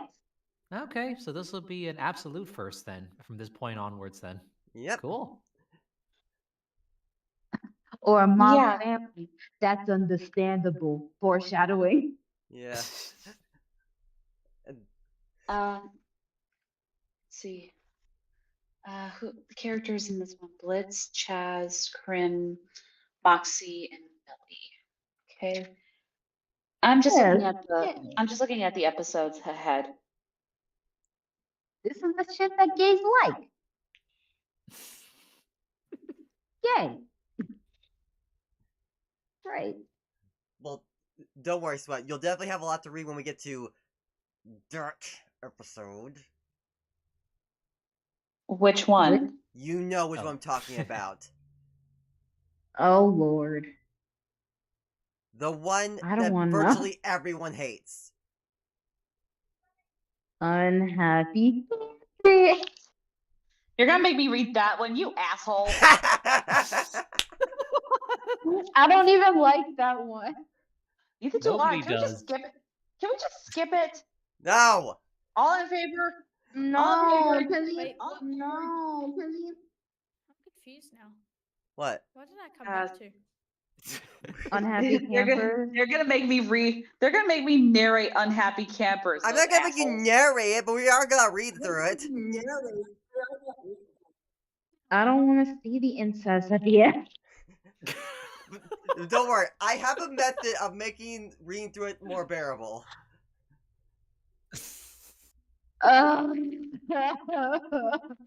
But we'll get to it when we Hang on a get to second. I'm that. gonna take my but Anyways, okay. okay, so episode 3. Yeah, it's X's and O's. It's only got 4 characters in it. Yep, Oh. with the occasional thug or whatever in between, I think. Yeah. Yeah. Yeah. Oh yeah, and I think the priest or whatever. Oh No, yeah. he doesn't say anything. I don't says- think. No, he He doesn't. says, We "Fuck are this, here- I'm out." Do you, Moxie, know last name? Take Dick Chaz Montgomery. I don't know. But you know the thing I find the most annoying about Chaz? Hmm. Mm. A lot of things. His full name is Chaswick Thurman, which I think is supposed to be Vivzy Pop doing a reference to Chadwick Boseman, which kind of pisses me off. That's Who? not. What? That's Chadwick Boseman, he true. played Black Panther. What? Okay. He did, and that's sad. I'm sad. I miss him. Come back. Yeah, but anyways. I don't get it. Yeah, it's whatever. Anyways, okay. Now decide who the hell's gonna direct this one. I have dyslexia, so that's the ultimate no. Alright, well, I read an episode, Jack read an episode. Faith, do you want to read this one, or should I just give it the sweat?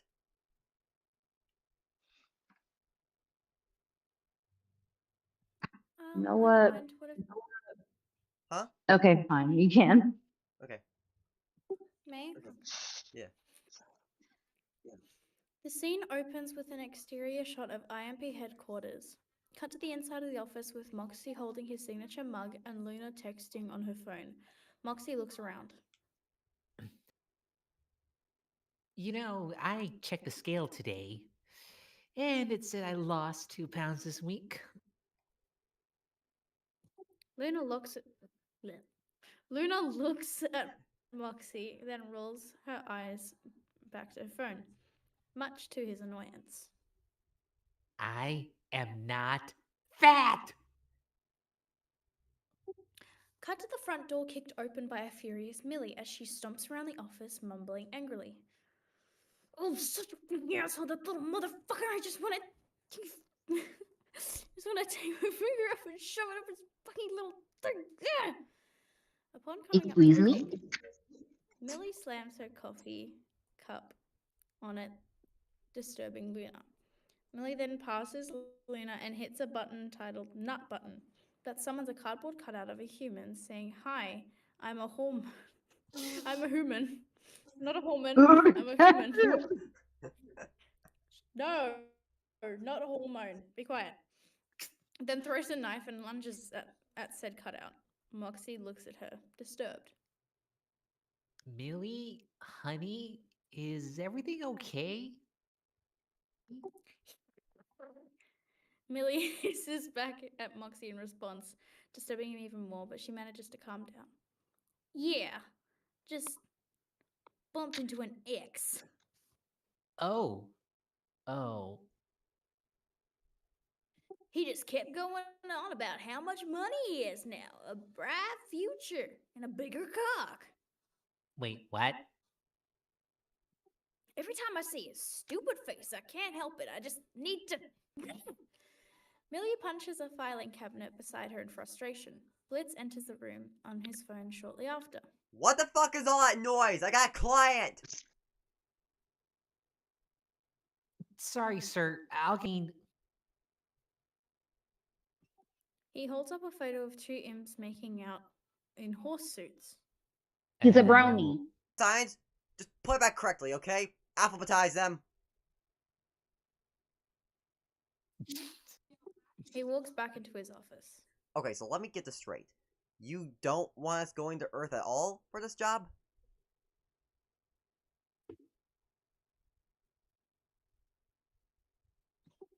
Cut to the inside of a mansion with a businessman holding a lit cigar and his chair facing a green fireplace.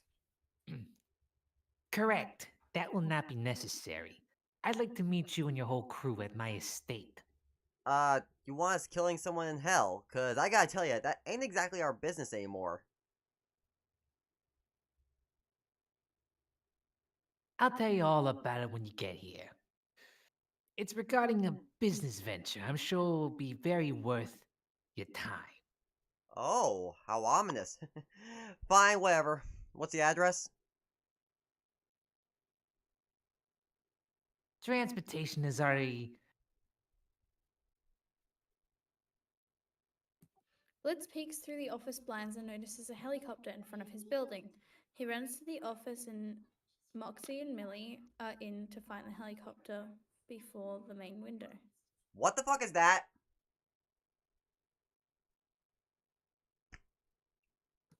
The helicopter shoots a grappling hook under the window, breaking the wall. Luna looks on without a word. Satan's ass crack! Enough with the wall shit! We have a door! With the damaged walls, a wind gusts through the office and distributes all the photos Blitz had been saving across the town. My research! Two imp children grab one of the photos and are visibly disgusted. One is crying, the other is vomiting from the result. The helicopter approaches Blitz, creating a bridge for them to walk upon, and the pilot steps out. IMP, right this way, please. Sir, Moxie makes a gun towards the pilot while Millie holds her knife out. what's going on? Now don't worry, it's just some fancy schmuck from Greed wanting to do business with us. Blitz, Moxie, and Millie walk towards the helicopter. Sir, I don't think this is a good idea. It'll be fine, now get your asses moving.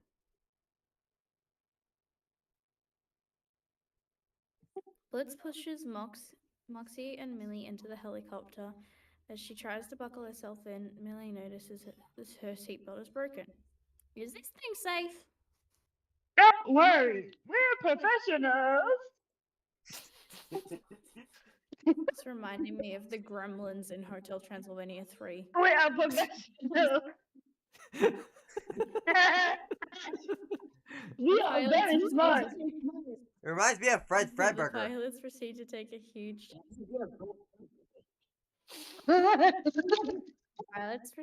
huge chunk out of the wall as they fly off. Later, the same helicopter is seen flying out of a hangar in the Greed Ring as they fly over Lululand, which is going under reconstruction. I wonder why. Along with other carnage as they fly over a sign reading, "Welcome to not a mafia town." Wow. Wow! No mafia here. We're mafia free. Wow. No mafia here, we're free. We're mafia free because this is not a mafia town. Absolutely not. There's no people in random 10-piece suits and guns. Not Mafia Town, where Moxie no last name came from.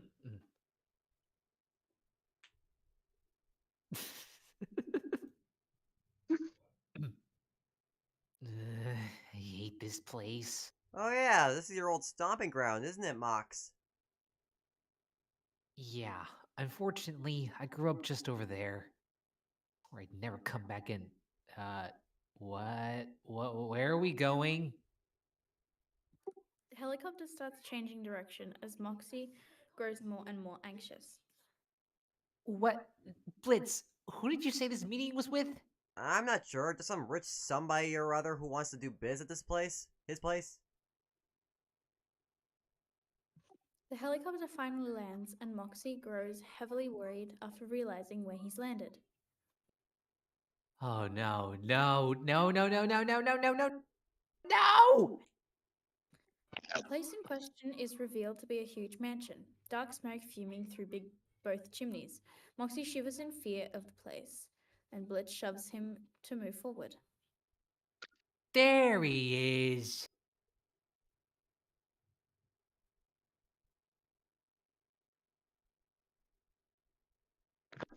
Oh, wait, yeah.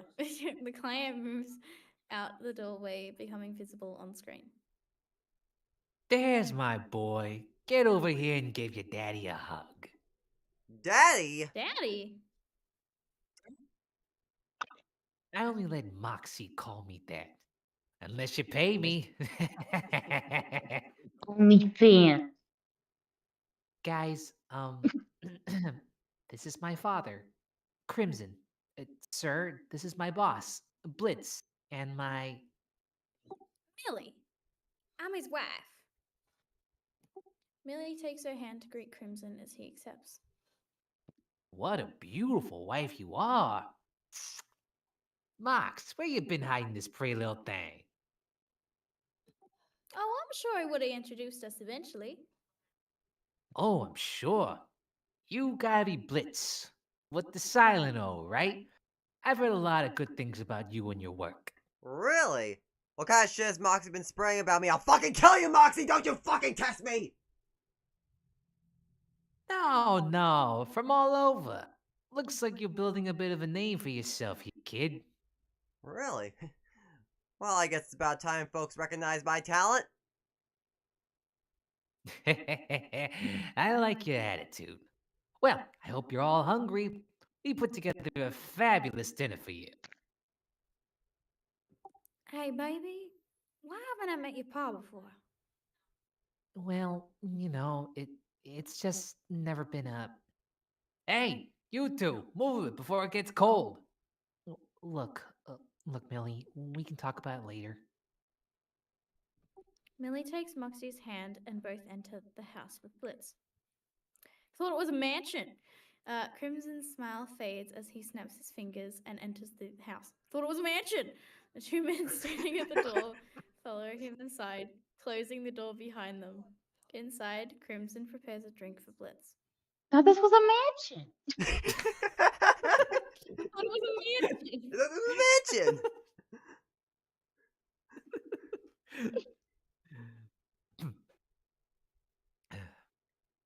So, Blitz, you always been a hitman? No, not always. Yeah, I was in the circus for a long time. Show business. Good money in that. Everyone sits in the room in an awkward silence. What are we doing here, sir? Moxie, I raised you better than that. You know there's no business before dinner. Besides, we're still waiting on one more. Suddenly, the last guest kicks his way into the house. Thought it was a mansion. Ah! Being inhabitants. Woohoo! No, I don't want to hear him. What is up, party people? Ugh. Yes. Wait, what? You. Uh, Wait, what? you know him? Remember that ex I was talking about? Chaz walks over and hugs Moxie and Millie. Looks like I got 2 big sex reunions today. How lucky am I? Did you date him too? Yeah, no big deal. But I usually bone half the people in any room I'm in. Are you fucking kidding me? There's someone who's fucked both of you! Lucky. Moxie pushes Chaz's arms off himself and Millie. It was a long time ago. But I still remember it like it was yesterday. You, a fledgling mafioso, me, a dashing and extremely sexy. It was like it was written in the stars. Ha! Moxie the Mafia, that's fucking rich.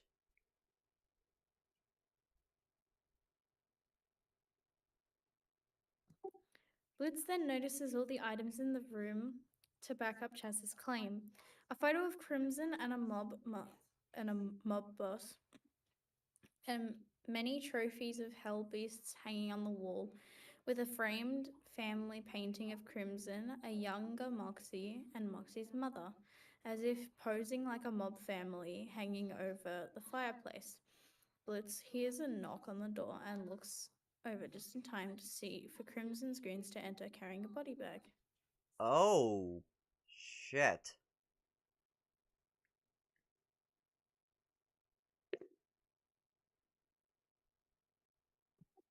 You've never told me this before. I don't really like to talk about this part of my life, but I first saw Chaz at my induction.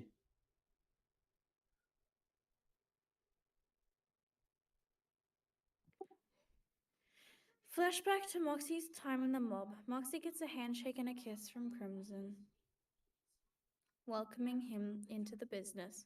Moxie looks around the room and stops upon seeing Chaz grinning and applauding him. Moxie blushes at the attention Chaz is giving him. In the family, our eyes met from across the room, and there was just something about him. Something that was magnetic. Moxie finds himself hiding behind a car in the middle of a mob turf war. He throws away the Tommy gun and pulls out a grenade, and it slips out of his hand before he can pull the pin. Moxie runs after it and catches at the same moment that Chaz grabs it, touching his hand. Both share a smile before Moxie picks up the grenade, pulls the pin, and throws it away. Chaz and Moxie stare fondly at each other as the grenade explodes in the distance, the smoke forming in the shape of a heart. Because that's how animation works. Yeah.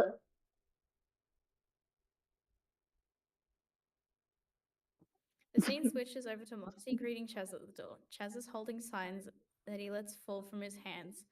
The sign says, "Tell your dad it's a salesman. I can't stop thinking about you." Moxie, spelt incorrectly. "Will you bone with me?" Moxie blushes fondly and lets Chaz in. Another scene has Moxie polishing a rifle when Chaz comes up from behind and assists. Moxie growls, aroused by the interaction. Ugh, I used that scene in an edit that I did. In another scene, yes, I have another edit that I've got to post on my YouTube. In another scene, Moxie poses nude, except for a necklace and his socks, on the couch while Chaz paints him before the flashback fades back to the present. It's been 84 years. Isn't that from that boat movie? Uh, the Titanic? I still haven't seen that. My boyfriend's like, "You what?" Titanic. Titanic. Wow. Titanic. Oh my Titanic? God. Did any of that stuff actually happen? Oh yeah, but he skipped over the jizz-covered parts. Anyway, Uh, things changed when we went on a heist together. Flashback to the heist. Moxie, carrying a bag of money, is running with Chaz to the exit as the security gate begins to drop. Moxie throws the money out of the bank and catches the gate with his shoulders to give Chaz time to slide under. Moxie tries to escape, but his leg and tail are caught under the gate when it drops to the floor. After struggling to get out, he turns to Chaz for help. Chaz suddenly hears the police sirens and grabs the money, giving Moxie a final look before running off, leaving a betrayed Moxie devastated in tears. Moxie is thrown inside a jail cell, which seems very stupid considering it's hell and no one's meant to fucking care. He sadly climbs into the bottom bunk of a bed. So, what are you in for? Moxie quietly pulls his tail closer to him. His cellmate, Blitz, is lying on the top bunk. Okay, not much of a talker, are ya? I'm Blitz, the always silent. I'm sure we're going to get along just fine. So, what's your deal? What'd you do? What'd you deal? You look like you look like someone good with a gun. You look like someone who could shoot up an office. Moxie attempts to speak. And I hope you are, because I got a plan to get us out of this dump, but I'm gonna need your help. You think you can give me a hand? I need to get out to my daughter. The babysitter will kill me if I don't get back soon. Do you like kids? Because let me tell you, they're a fucking adorable. Moxie tearfully smiles at Blitz, as Blitz continues talking about his escape plan. The scene returns to the present day. Once I got out, I never looked back. Blitz sits worried as Millie glares and growls viciously towards a nervous-looking Chaz. Crimson frowns in his chair. Well, as you said, it was a long time ago. "I'll fucking kill you!" Millie leaps on top of the couch, missing Chaz as her knife pierces through the fabric. Chaz hides behind Crimson's chair. Whoa, the fuck? Crazy bitch? Millie tries to lunge at Chaz again, but is intercepted by Moxie and Blitz. Crimson stands in between IMP, Chaz, and Millie holds up her knife angrily, pointing it at Chaz. Hey, hey, hey, hey, hey, hey, hey, hey, hey. On. You're going to die, bitch. The maid enters the room.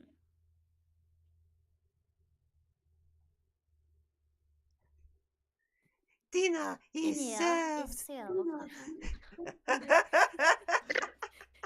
Everyone is seated in the dining room. Millie is viciously cutting through her food and glaring at Chaz, but the room is completely silent. So, this is aggressively uncomfortable. I suppose you want to know why you're here. Yeah, so what gives? You know we kill people on Earth, right? We don't usually do contracts for locals, so if you want to do business with us, you gotta... I don't want to do business with IMP. I want to do business with Moxie. Me?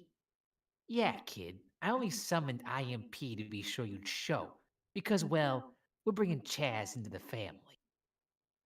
Chaz smirks while raising his eyebrows. What? Since when can just anyone join the family? Come on, Mox. You had responsibilities here that I had to pick up once you left. Now Chaz is going to lighten the load. Wait, I thought you always hated his guts. Well, I didn't exactly hated him. You called him a friendless horsefucker and said he lived a sissy lifestyle. Yeah, well, I was wrong. You've been gone a long time, Mox. A man can change. And so has Chaz. Yeah, I've grown, matured, and recently came into millions. But, you know, mostly the mature thing. Oh, okay. So the horseless friend fucker over here gets a little moolah, and suddenly it's worth wasting our time over? Well, I'm the whole package, if you know what I mean.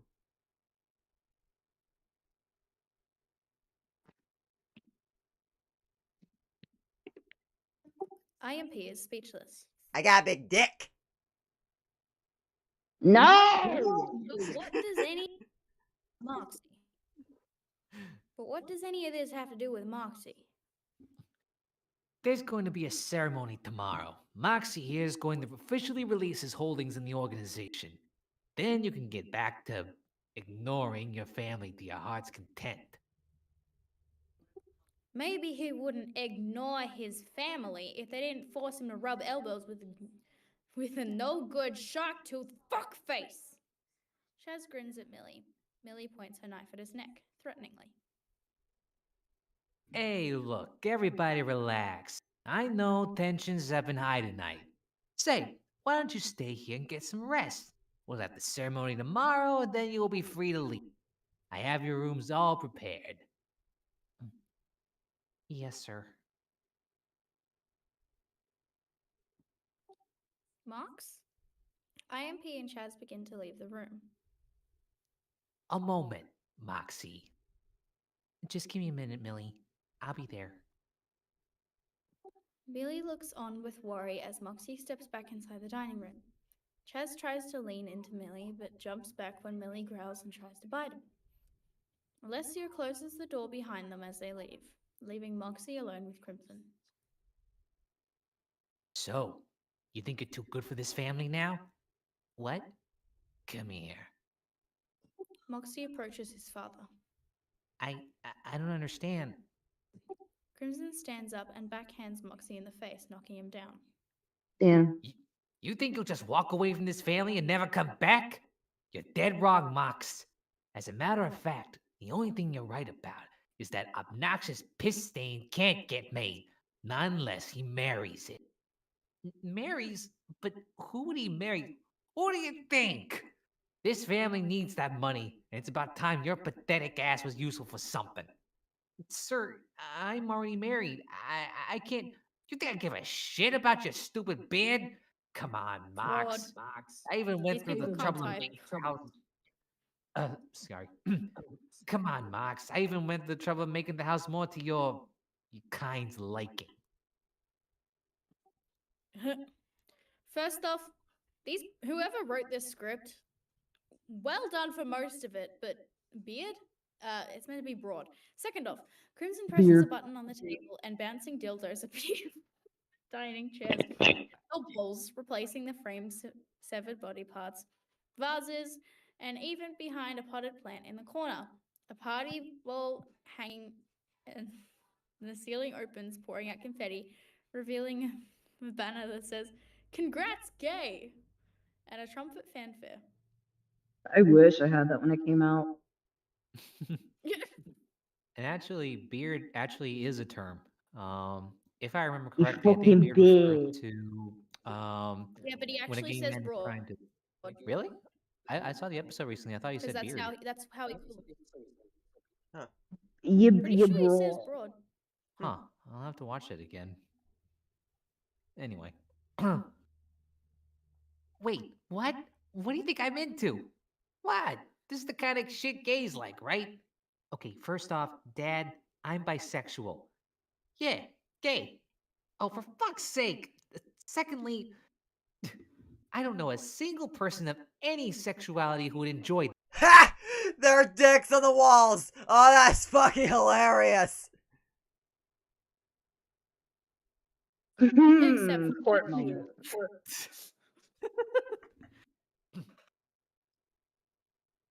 Look at me, kid. One way or another, you're going to do what I fucking say. Don't cross me.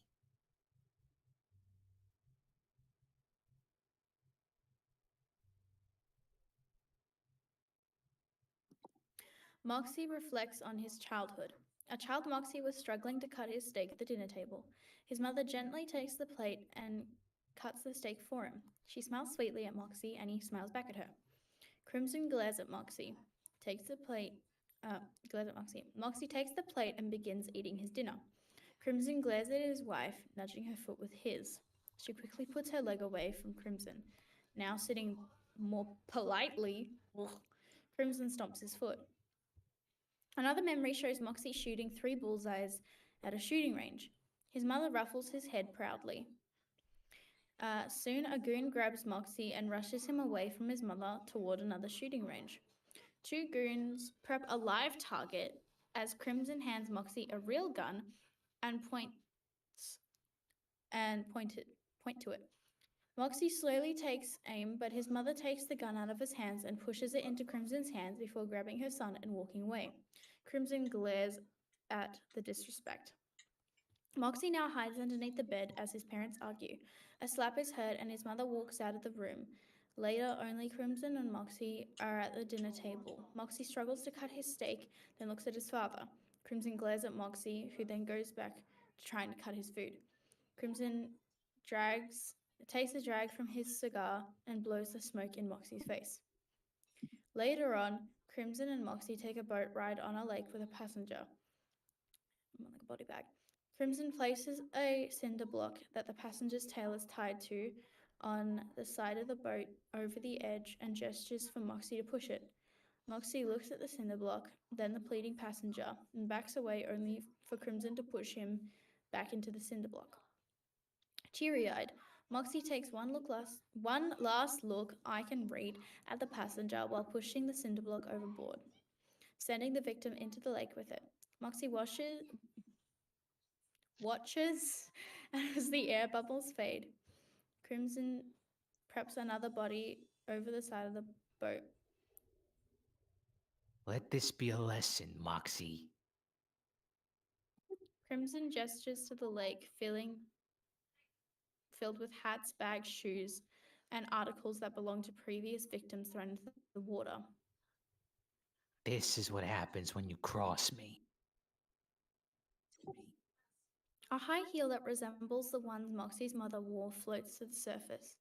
The scene returns to present day. Now, get to bed, Moxie. You have a big day tomorrow. Crimson lets go of Moxie. Yes, sir. Oh, and Mox, you ever talk back to me again? And you and that pretty little thing you brought here, going home in boxes. Capiche? Yes, sir. Okay, Miss Al Capone.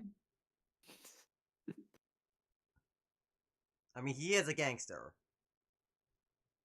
Yep. That is true. Moxie quickly finds the doorknob and steps out of the room, leaving Crimson alone in the dining room, still covered with bouncing dildos and the banner. Moxie walks up the stairs shaken, and Millie is standing at her bedroom door. Alessio gestures for Moxie to go in a different room. Wait, how come we aren't in... Crimson wants you all to stay in separate rooms. Moxie? It's just one night, Millie. It's okay. Mox, are you okay? I'm fine. Please don't worry, sweetie. You know you can tell me anything, right? Yes, everything's fine. We're partners, Mox. It's just my dad. It's okay, really. It'll be over tomorrow. Okay. I love you. She softly kisses Moxie. I love you too. Good night. Moxie opens his bedroom to see many framed pictures of Chaz on the wall. Music plays as he sees the pictures of the wall. What the fucking why? The music stops playing once he closes the door. He snarls, walks into the bedroom, and washes his face with cold water. He glumly leaves the bathroom and goes to turn off the lights. When he hits the light switch, Chaz pops up on a heart-shaped bed. Like what I've done with the place? Ugh, just get out of here. Come on, Mox. He pulls a switch which lights up with the words "Cum Zone." We used to have so much fun here, remember? I'm married, Chaz, and even if we weren't, I would never. Never what? Let me take you to Cum Town again? Oh You are my s- god. You are so gross. Just leave me alone. I know what you want most, Disgusting. Moxie Poxy.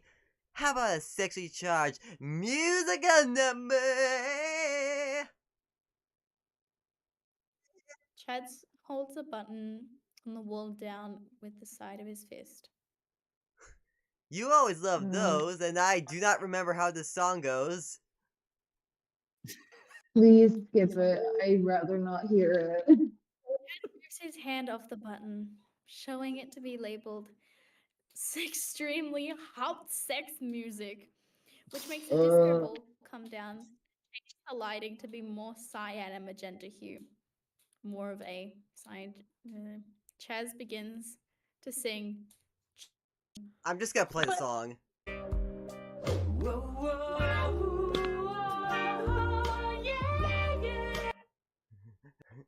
Ah, come on. That's it. That's Good the to song. stop. Even That's you all didn't you're want to getting.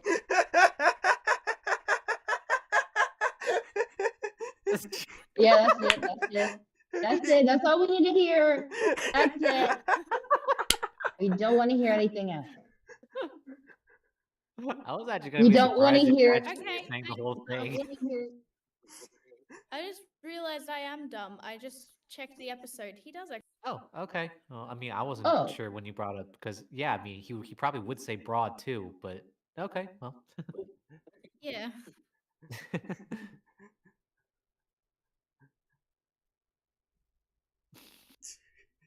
Did you actually want me to try playing the song, Okay. or are we just skipping it? Where are we up to? We better skip it now. Okay, we're up to Moxie kicks him out and slams the door on him. Blah blah blah blah blah.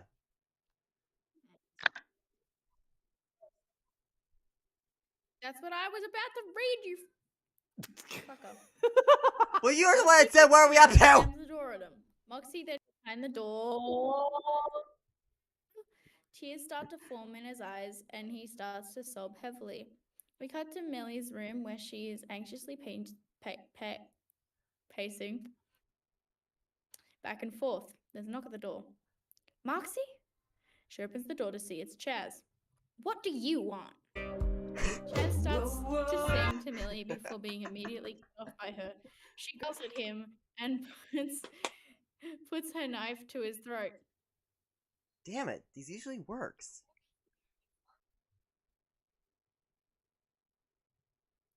Millie drops Chaz to the floor and angrily closes the door on him. Chaz gets up and waggles. Waggles! Pretty sure that's supposed to say wiggles his eyebrows.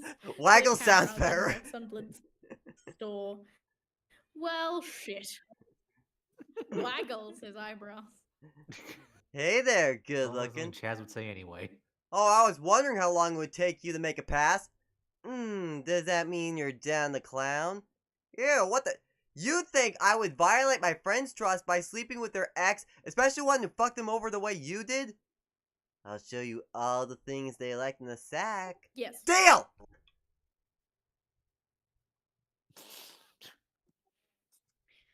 The camera pans over to Moxie where he is lying on his side of the bed, awake, his eyes open, wide open. Oh,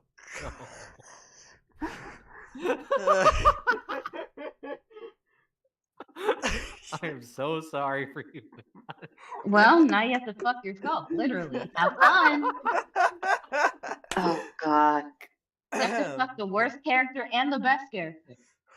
Okay, okay. You can get through this, man. Okay, okay. Welcome to Court's OnlyFans. Cat, stop. I'm trying to compose myself. Okay.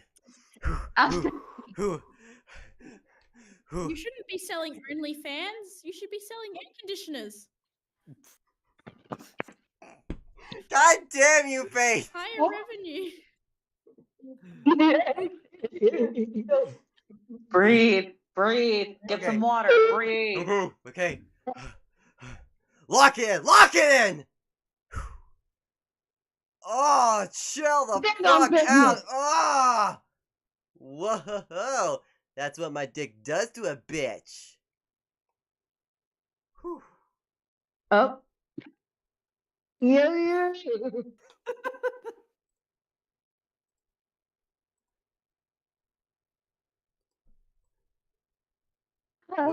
Was it so bad the Faith had to walk away? I'm going to jail. You're all going to jail. We're all going to jail. We all I'm gotta going to- walk out. I need a shower. This was wrong. I need help. Help. I need an adult. I need a doll. I don't I know. need a Between doll. this and AI Undertale, which is worse, Sweat? Oh, AI God. Undertale by a Yeah, long that shot. is. Don't get me started. Lord have mercy.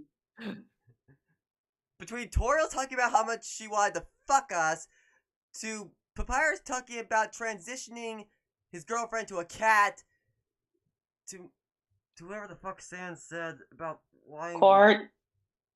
I'm scared.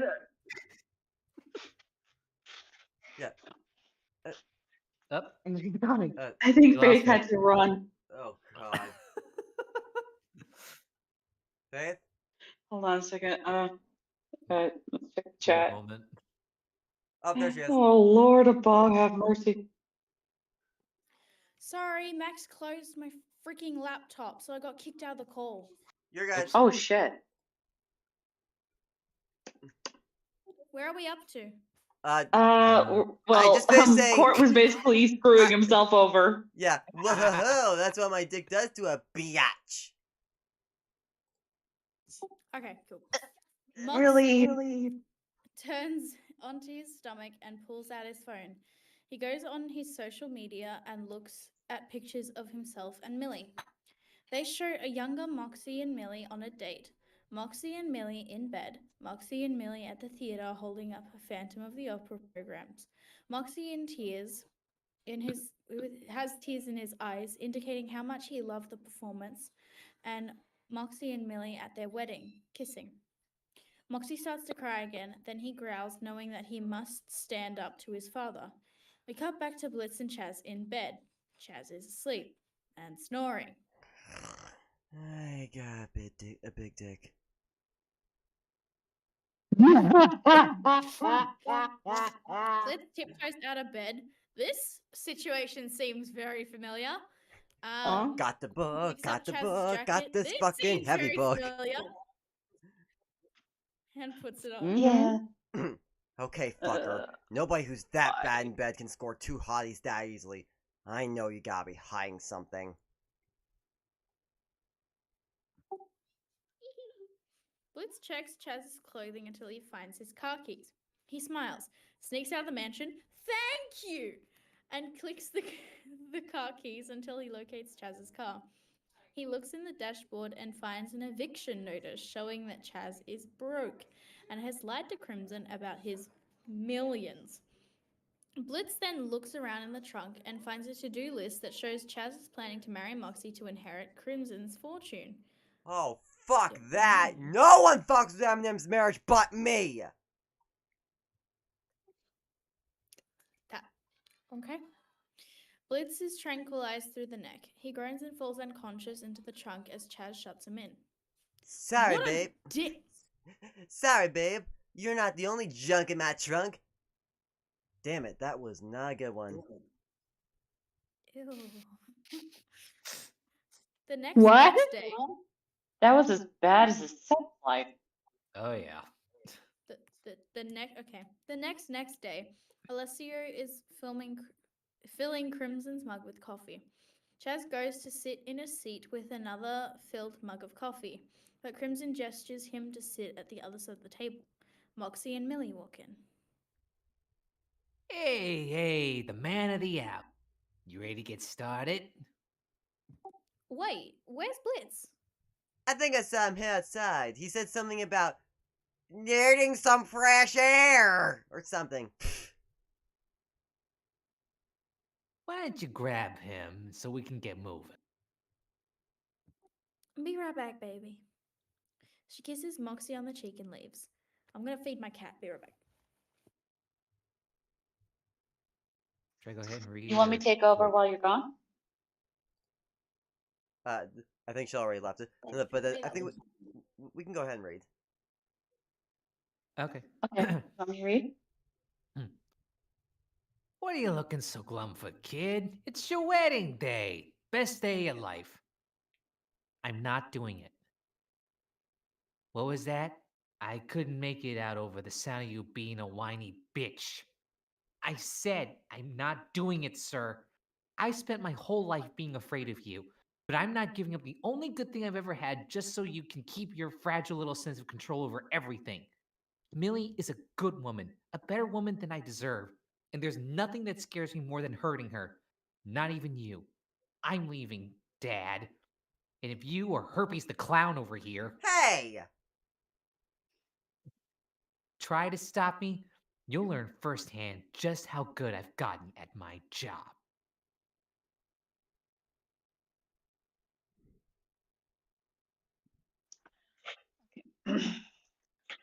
Moxie is face to face with Crimson now. Alessa comes behind him and tases Moxie in the neck. Moxie groans and falls forward unconscious. He hits his head on the table and falls to the floor. Now take care of the others. The scene cuts to Millie searching the car park outside Crimson's mansion. Confused and worried as she hasn't found Blitz, she hears a bang come from Chaz's trunk and opens it with her knife to find Blitz dazed inside, still a little out of it. Okay, this is where I think we should pause because after my line, it's Millie. Right. Okay. Okay. My Millie.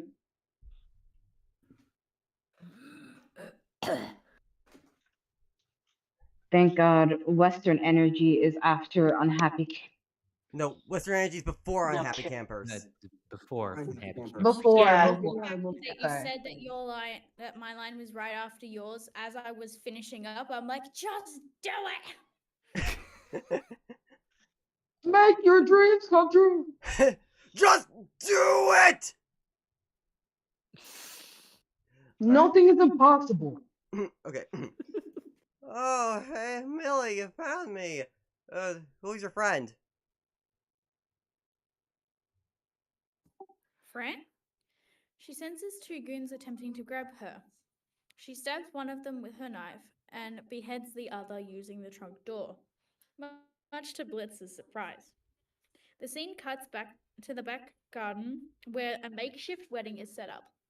Crimson has Moxie in a wedding dress with his hands bound behind his back with rope and his mouth gagged with duct tape. Is everyone here? Yeah. Don't worry about it. Let's get this thing rolling, eh? Aw, you told me all the chairs would be filled.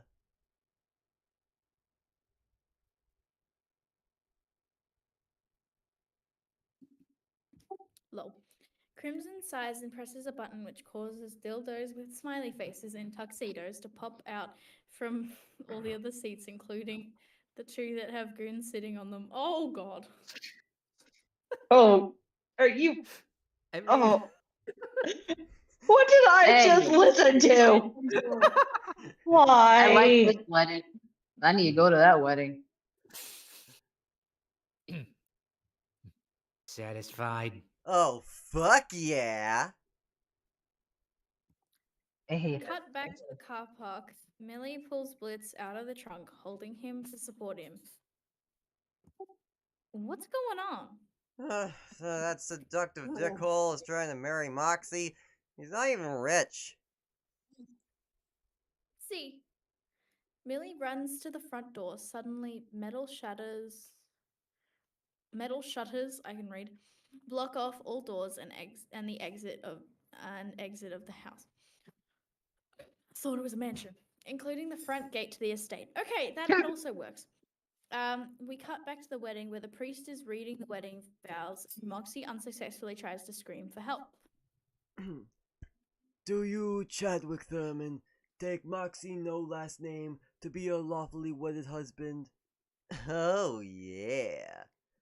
And do you, Moxie, whatever, take Chadwick Thurman to be your lawfully wedded,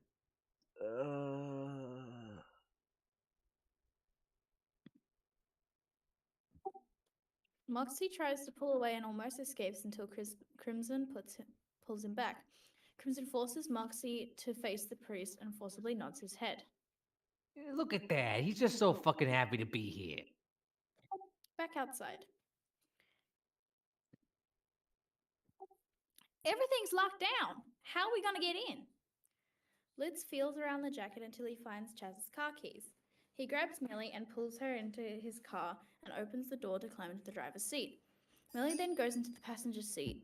Blitz turns the car on and its radio, which begins to immediately play Lululand on the Mammon channel, to which he stops putting his seatbelt on to find a different song, which cycles to station 69, Giggity, which is playing Vacation Breakdown. Keeps changing the channel until he gets to Rats 1, Fuck You Up hits, which begins to play Crashin' a Motherfucking Wedding. Buckle up, Very Millie. fitting. We're doing a Shrek. What? The car suddenly backpedals. Back at the wedding, Chaz and Moxie are about to kiss when Blitz crashes the car through the wall in the wedding scene and steps out dazed. I object! Millie steps out of the car and slides in a pose. You want my husband? You're gonna have to fucking kill me. Crimson groans and snaps his fingers, ordering his goons to kill Millie. The goons all stand up to face her, and Millie lunges toward them. She begins slaughtering the goons with ease, tearing out a skull and jaw and spinal column, all different goons, and splits out the still beating heart of another. Millie then begins fighting all 4 goons with her knife. What the fuck? She's a dame! A powerful dame. He spots a goon hanging from the altar in a noose made from another's intestines and throws him towards Millie. Goodness. Amazing. She's a broad! Kill her! A powerful broad. Again, a powerful one. He sees the goon he just threw at Millie get chopped into bits of sushi. Oh god. Before Yum. another goon thrown by her lands on top of him. Millie continues her rampage and impales several goons on the dildo ball. You friggin' goons! What the fuck is the matter with you? Why do I pay you? Get her! You stupid idiots! Go get her! Millie kicks a dildo into a goon's gun, blocking the barrel, causing it to explode. After impaling another goon, she gets knocked with a chair and goes flying into the cracked windshield of Chaz's car.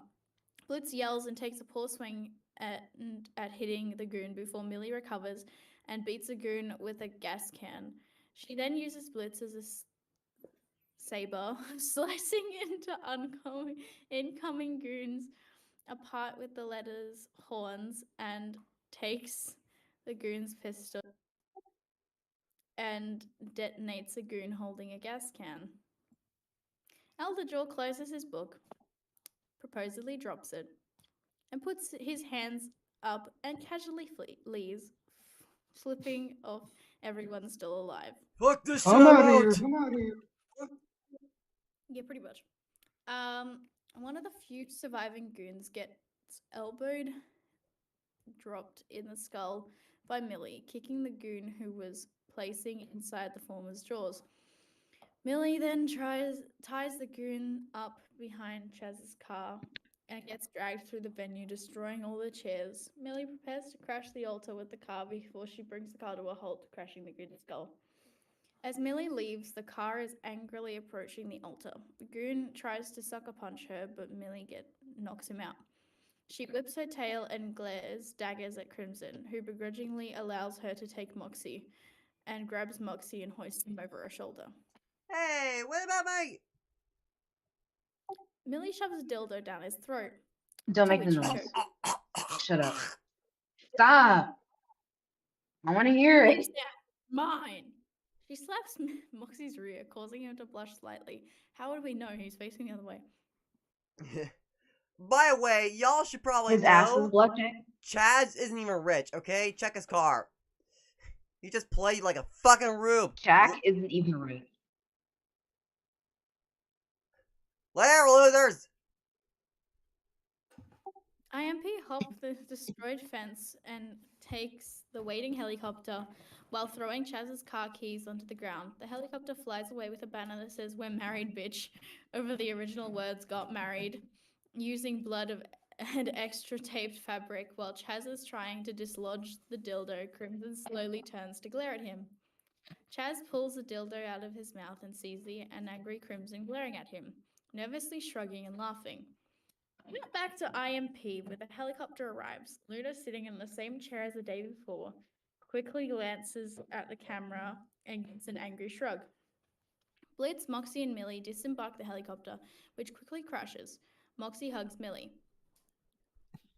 Millie, thank you for saving me. You're amazing.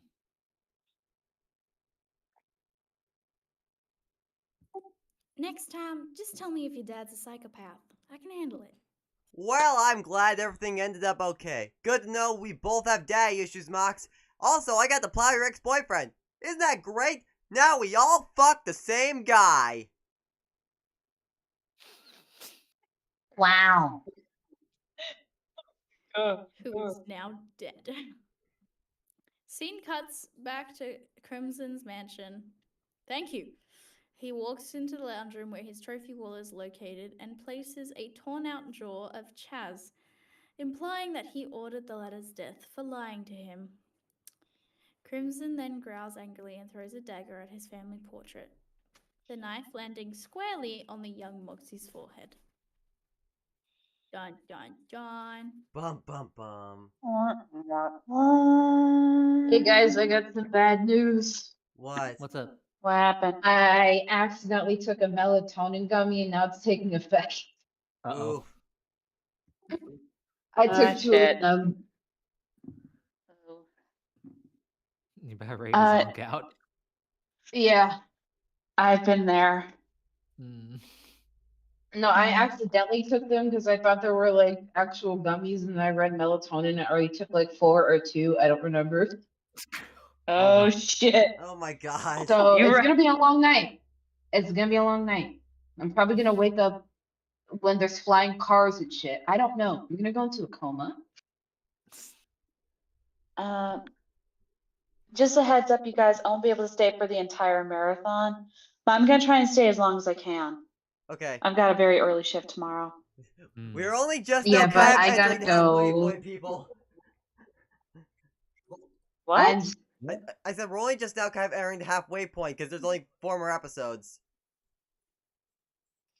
Okay. Yeah. Why don't we Well- just? Why don't we do this? I know we're supposed to be doing the marathon, but we can also save it up for like next week too. I mean, if we're halfway here, then we can get to. Yeah, Then we can because get if you to. think about it, they need time for the scripts for Helluva to be written as well. So I was wondering Yeah. about that. Yeah, because let's not forget this Friday. This Friday. Can't wait.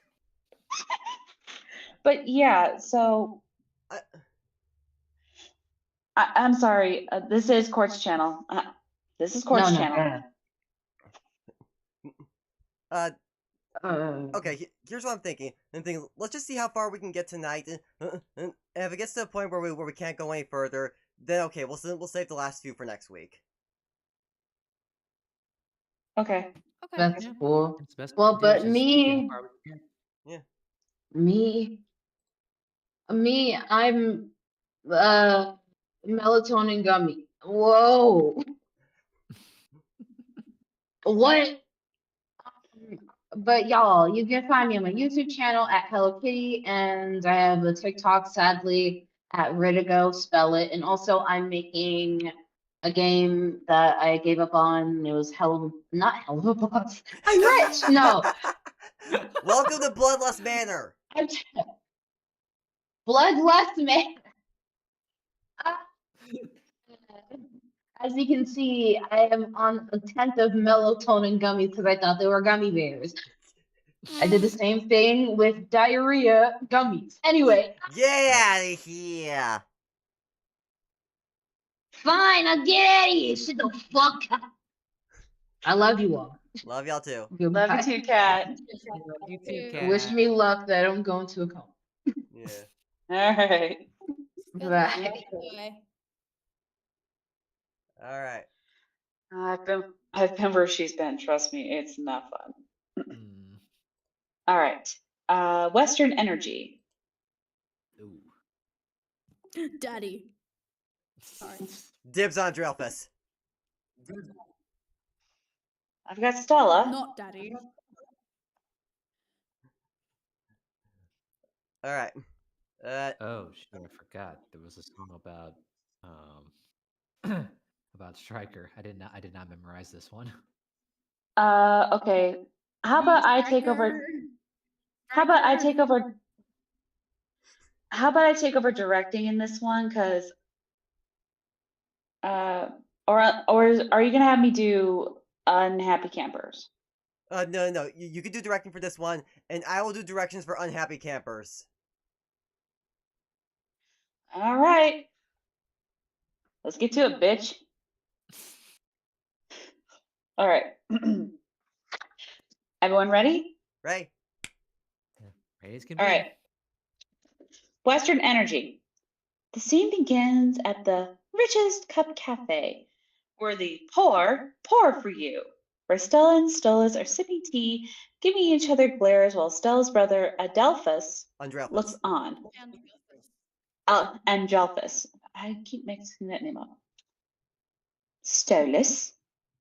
Stella. Censored YouTube. Censored on YouTube starts with the C word.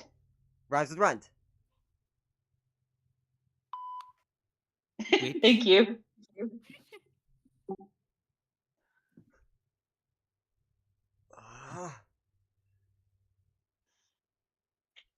Fuckish imp sucker. Why did you insist on meeting me here?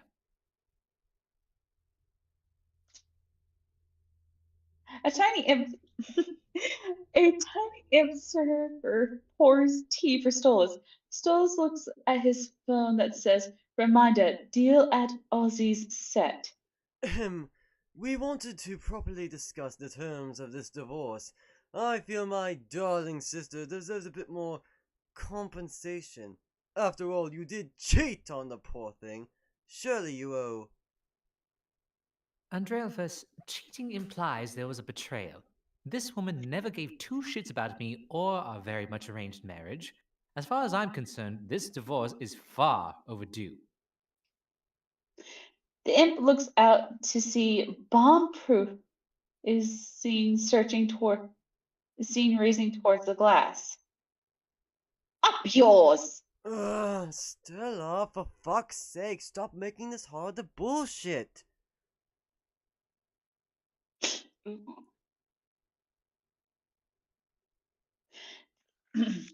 The window breaks, revealing Stryker posing on a table.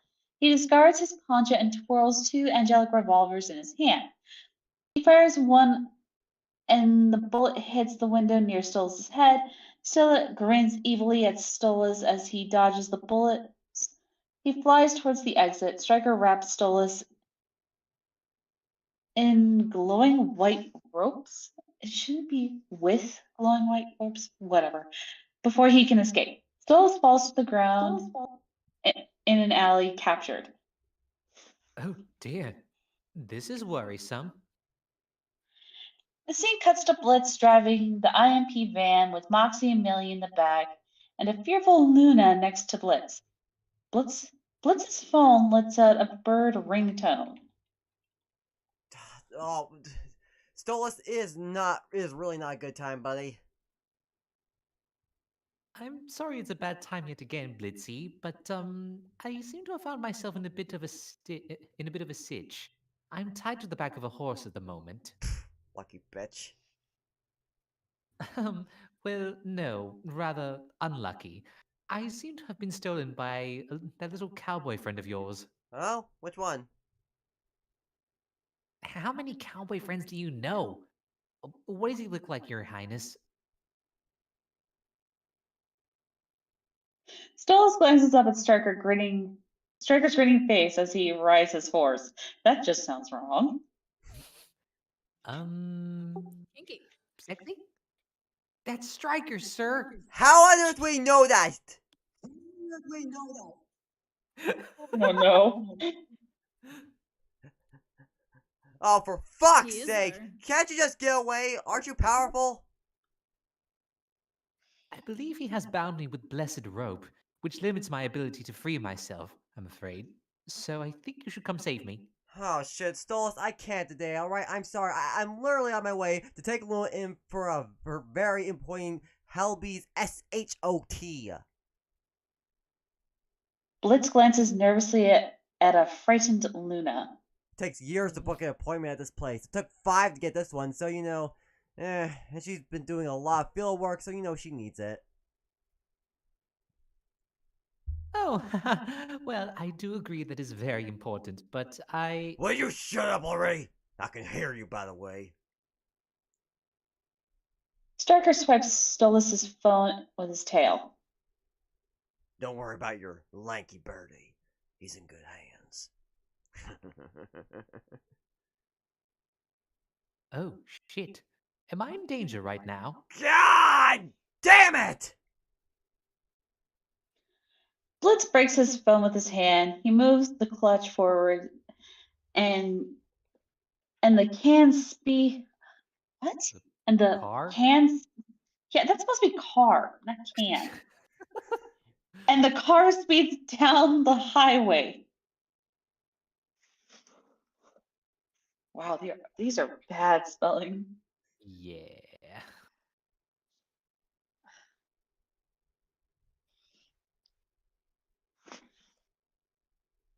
Oh wait. Millie. Yeah. Sorry. Yeah, Millie. Sorry. You're good. Sir, Moxie handle this one. Okay, are you sure you two got this alone? We can do it, sir. Together we are a lethal combo, and we both have a Or score to maybe- settle with that dickhead. Millie places a cowboy hat on top of Moxie's head. Alright. Aww. Well, hurry. Stola sounds like he might be in real shit this time. Blitz pulls up to the tall St.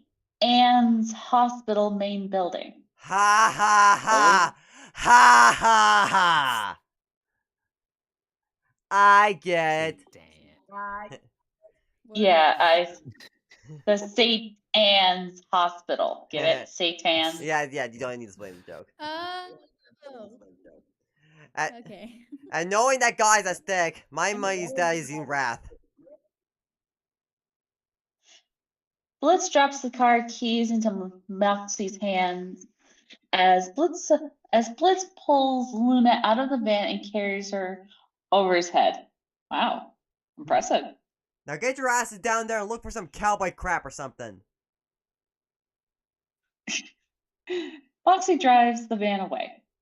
Come on, Looney, come on. This will be over lickety-split, alright? Blitz pushes the door open and drags Luna by her tail. Luna scratches the floor, hesitant to go in. Christ on a stick! Of all the days for him to get his stupid feather ass kidnapped, I have waited 5 fucking years for this appointment! Fuck me in my little red hole! Blitz glances over at Demon Mother glaring at him. Her son is next to her on a leash. Uh-oh. Hi, the fuck you looking at? Blitz walks up to the desk towards the Baphomet nurse. Hey, Toots, I'm here for that SHOT for my Looney Tooney. Luna growls from behind. A nearby poster shows a hound with a needle in its back that reads, Get yours today or else. Oh, can I be the nurse? Oh, okay. I get the feeling Faith was excited to do that one. Okay, you do that one. No, it's okay. You I do. can. I just thought that you would want to be able to breathe because you're reading stuff. I'm good. It'll be good to get a change of pace. The what? Ugh. The BULL shit that my daughter has to get every year that you MOTHER fuckers only allow us to schedule every 5 years. How the fuck do you fuck up that badly anyway, Titty Haver? Jeez. Blitz writes down his name on the clipboard paper. Oh, I can't spell. Blitz pushes the clipboard to her. I can't read either. The fucking Helluva shot, you fucking really can't say that word anymore. My question is, why the hell would he care? He lives in hell. Yeah, really. Yeah, but YouTube. Oh yeah, no, they're cracking down on that. Wow. If that's the case, Oh, then why not come just on. censor it like with the C word? I know. Okay. The appointment is under Blitz. The nurse flips through a notebook full of appointments. I don't see any Blitz on the list. It's silent, you fucking... The nurse flips the notebook over. Oh, and oh, right here. Yep, Blitzo.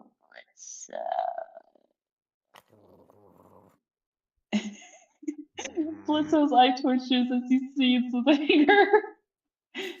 Yes, well, I'll be ready for her in just a bit. Go take a seat, Mr. O. Blitzo reveals a pistol hidden under his shirt, and Demon Mother glares at him with suspicion. Blitz chuckles nervously. Perf. Blitz walks over and takes a seat with his arms folded.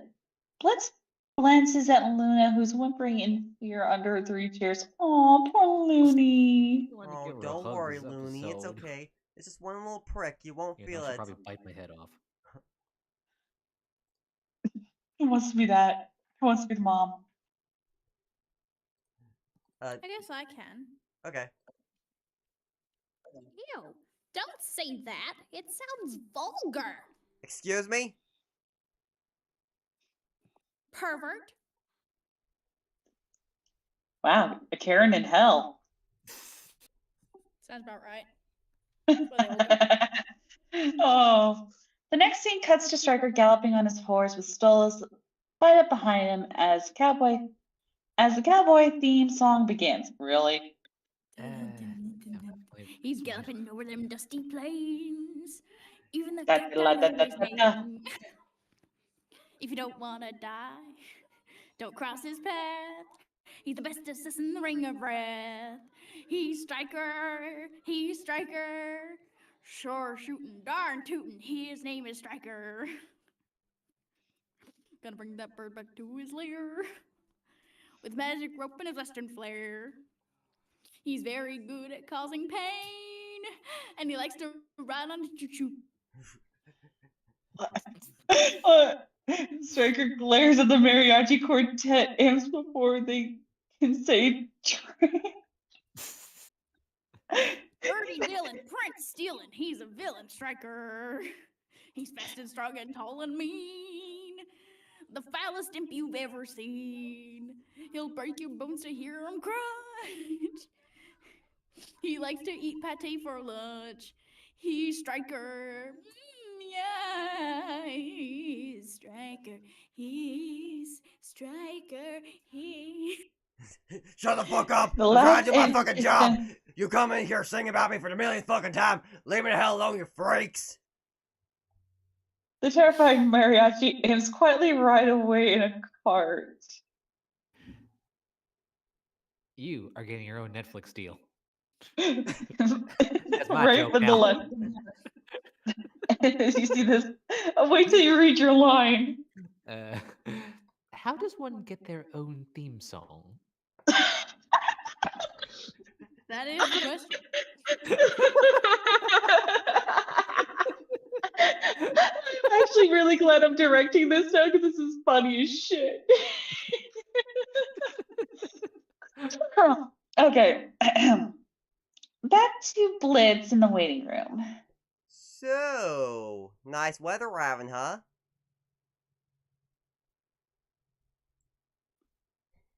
Look, Mommy, they let fire toads in here. The fuck did you just call me?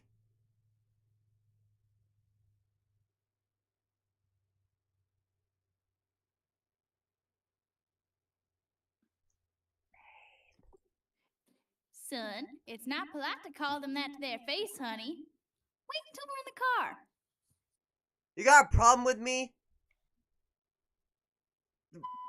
Thank you. Grunt. There is a Ew. child present, you filthy Rathian. Oh, I am not from Wrath, bitch. Also, my kids are too. And I don't think she would appreciate you calling your father things. Is there any way we can reschedule a time when less of the unemployed rabble are out? Oh, please. I bet the hardest work you've ever done is convincing your husband that little shit's his. Blitz points to the boys whose eyes start to water. Oh yeah. Oh, yeah? And what do you do that's so important? Me? Oh, I kill people. How's a 2-for-1 special sound, whore? Ooh. Blitz pulls out a flintlock pistol and points it at her. Mr. O, the doc will see you. Will see your hound now. Blitz strangles the mother and the boy with his arms and then shoves them to the floor. He brushes off his suit and carries Luna into the room, blowing a raspberry behind him. Oh my gosh. I gotta say, I love that scene so freaking much. Okay. Next scene shows Moxie and Millie pulling up to a gas station in the desert. Oh, crumbs. I'll grab the gas. Millie, go and see if anyone's seen Stryker anywhere. Millie and Moxie get out of the van as a biker gang pulls up. The bikers notice Moxie. Hey, queer boy. You stealing my hat? What? Same hat. Oh, It's actually not. oh, sorry. My wife just put this on my head. You know, because it was hot outside. The biker gives him to Moxie's face. Same hat. So, we're doing this, huh? Howdy, boys. Y'all seen this motherfucker riding around here? He's galloping. No singing. Just a yes or no, please.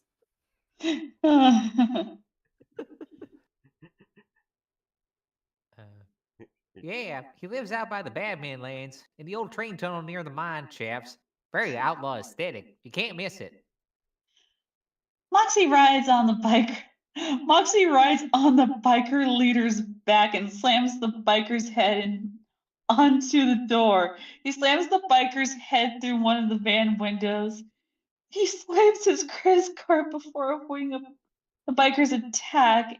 He takes the gas nozzle and wraps the hose around the biker's throat, then pulls the biker down, puts the nozzle in the tank, and leans against the van with his phone.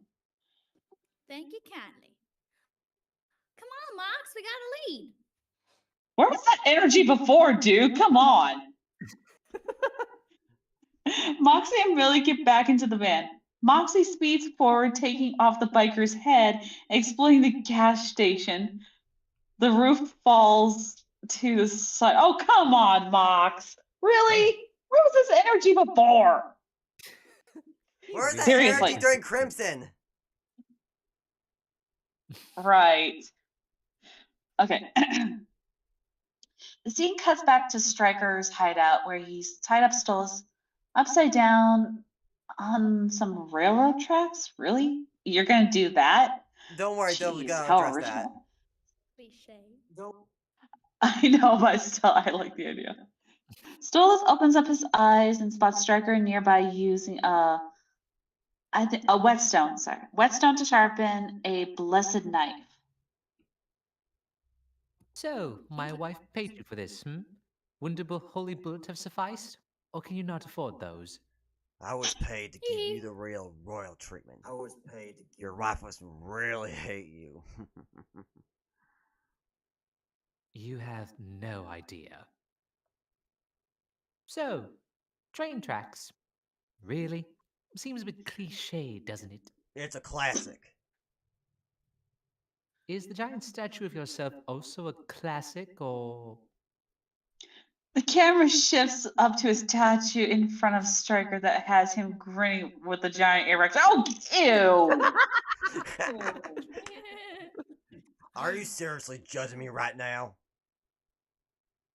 I'm just impressed you seem to want to suck your own dick this badly. Look, not every ring is some fancy-ass city with some fancy-ass mansion that only fancy-ass royals get to live in.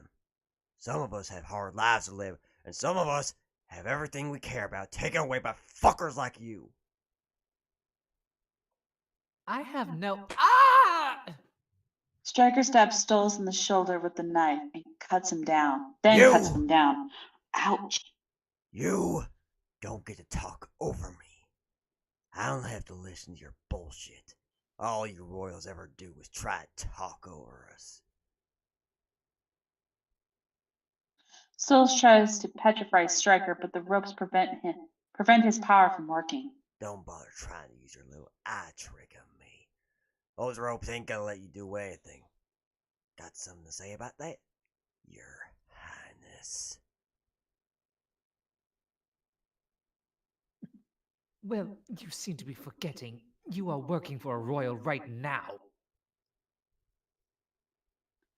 Stryker grabs Stolas' ankle and Stryker grabs Stolas' ankle and Stryker lifts up his foot and stomps on Stolas' leg and breaks it. Oh, ouch. Oh. Ugh. Blitz handles me rougher than that in bed. Nice try.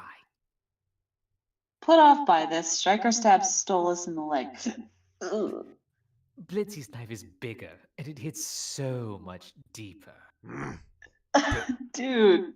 Being a smartass, Because once I split your neck open and let you choke on your own blue blood, you won't be worth any more than the tombstone you'll be buried in. Blitzy says far more dirtier things to me with much sharper objects at my throat. Anger with Stolas' refusal to give in, Stryker throws him to the ground and storms away to sulk. Stolas rolls over and sheds a few tears while hoping Blitz saves him. Back at Anne's hospital, Blitz and Luna are inside the doctor's office. Oh, I can be the doctor. Okay. Okay. Welcome, Bingo. And this must be Tuna. Luna, yeah. Can you hurry up, please? She doesn't have shots. So let's make this quick for all our sakes.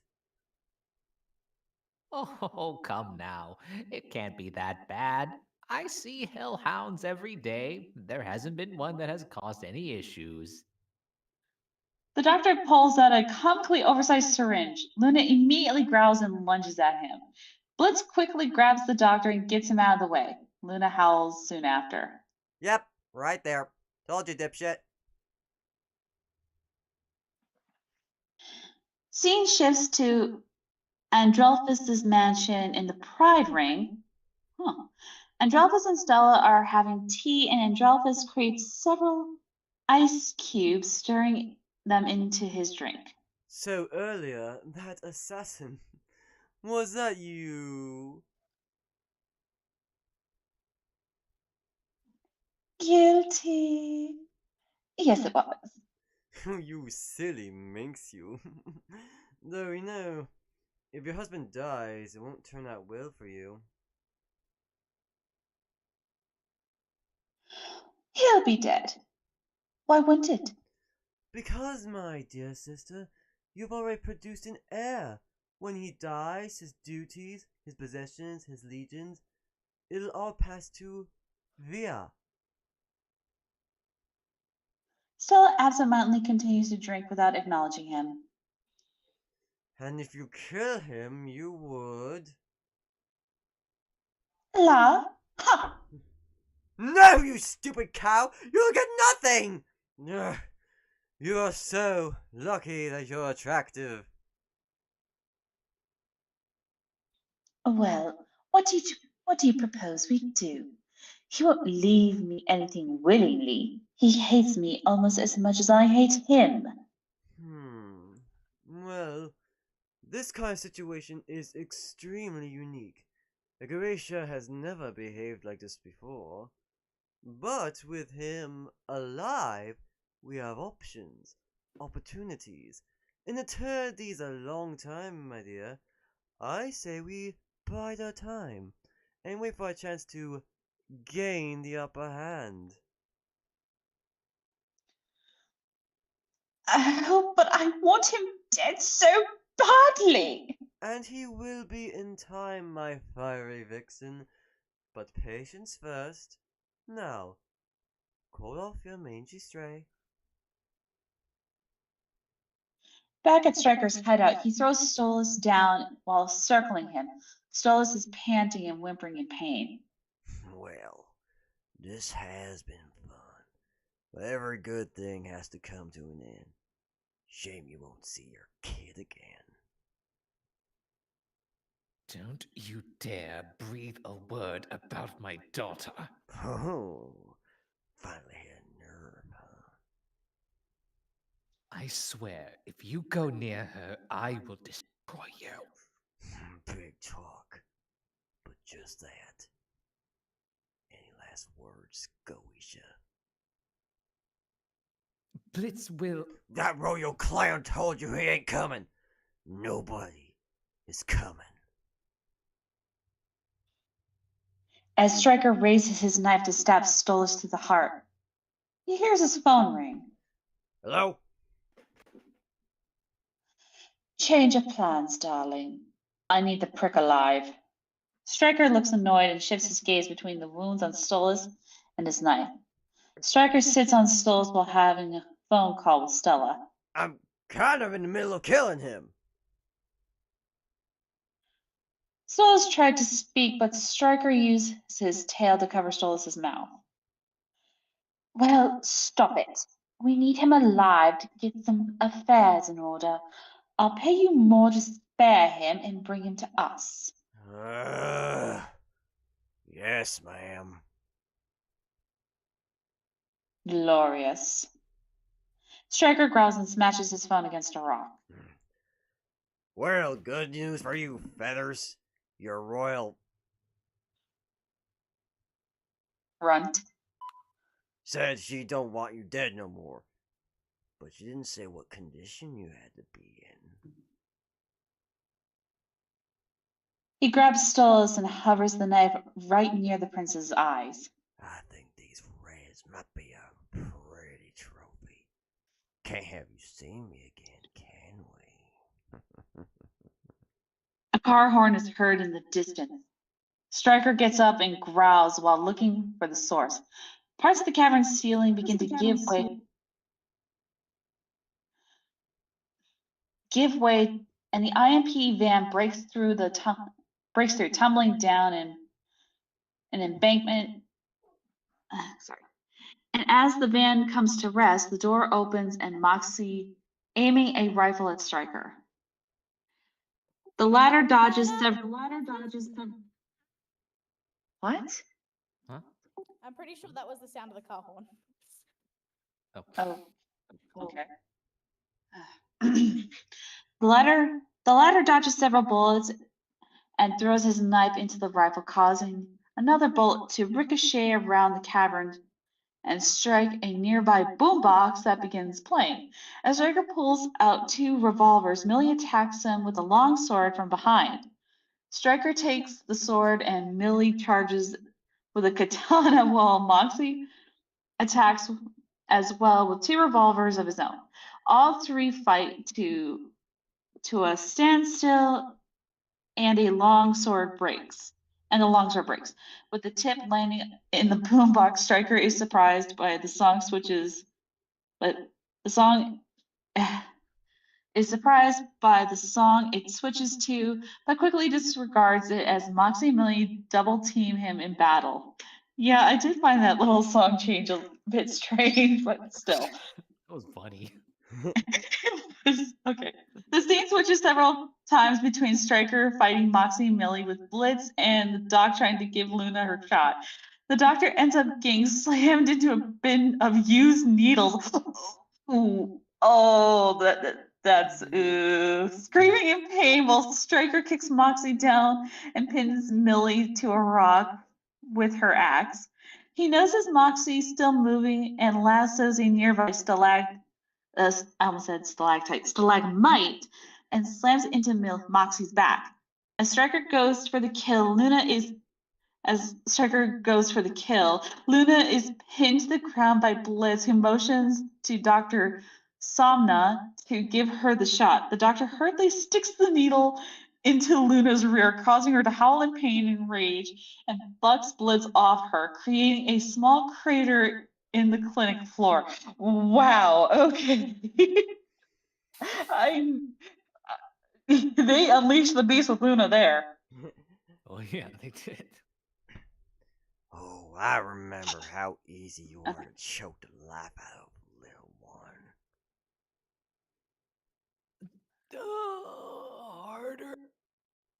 Stryker immediately gives up, disgusted. Moxie then kicks Stryker's legs out from under him and lassos Stryker by the neck, spinning him around and throws him to the ground. You cowboy piece of shit! Man, where was this energy before, Moxie? Goddamn. As Stryker aims a revolver at Moxie, Millie frees herself and strikes the base of the statue. Stryker looks up to see it falling towards him. He tries to move out of the way, but the statue lands on top of him. As Moxie approaches it, the smoke clears to see that Stryker is gone. Fuck. He looks towards Millie and sees her with an unconscious Stolas. Oh, crumbs.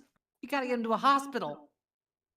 As a group of reporters outside of St. Anne's, Blitz and Luna emerge, with the former being beaten and scratched up, and the latter with a cone around her neck, holding a lollipop. Moxie and Millie pull up to the front. Oh my gosh, the cone of shame and a big lollipop. She can't even eat it. That is torture.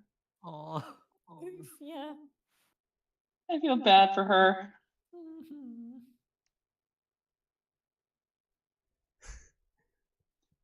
Oh, good. You guys actually managed to. Okay. Uh, A horde of medical personnel and reporters trample Blitz as they rush to the van. Two plague doctors open the van, and it switches to Millie looking worried as the plague doctors put Stolas on a stretcher. Blitz gets trampled again, and they wheel Stolas inside. Blitz sees a passing look at Stolas, tail feathers as tail feathers as they pass by. Sir, are you all right? Oh, Peachy, yeah, no, today has been wonderful. What the fuck was that about? Stolas got hurt. Bad. Stolas got what? How? What? He can get hurt?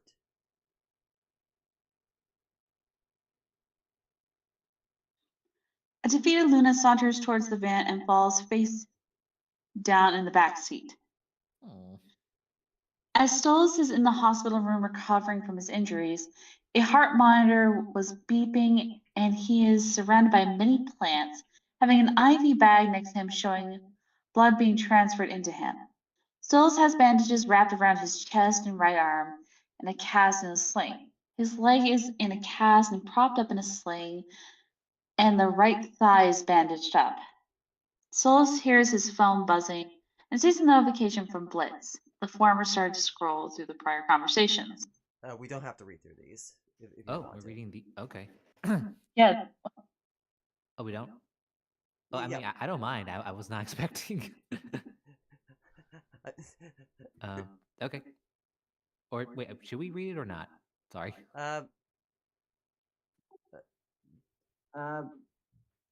Faith, what do you think? Might as well, because the audience can't really see it unless they watch it. Okay, Watch okay. it. Fucking Got hell, it. I can speak. Yeah, might well. Okay, might as well. Okay. All right, sure. I'm sorry if anything I said or did may have offended you tonight.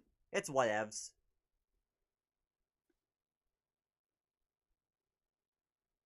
And next time you come over, maybe we can talk about what happened at Ozzy's? Why? I'm sorry, never mind. It's not a big deal. I was just worried about you. You seemed very upset and you took off so fast. But maybe I read too much into that. I'm glad that if that's not the case. I wasn't upset either. I just wanted to make sure you weren't, and obviously you can handle any stupid joke a clown can make. Asmodeus can be very invasive in his humor, but I thought it was pretty funny myself. What he said about me, at least. I enjoy being the subject of jest. Maybe you can say mean things to me next time you come over, if you want. Sure. Thanks for helping with Via today. You were great in that human show. No problem. Are you coming over tonight with the book? Like always. If you don't feel like coming, that's okay. I'm sure I can do without it for 1 month. Okay. Do you plan to visit tomorrow? I know you've been busy and working hard. Maybe if you prefer, we can skip the bedroom and just relax, maybe? I'm sure you need a break. Wherever you want. It's your night. If you're not up for it or too tired, that's perfectly fine. No pressure. I don't have anything with the grimoire until next month. Maybe. Maybe instead of our usual arrangement on the full moon, we could properly catch up this week. Maybe Monday?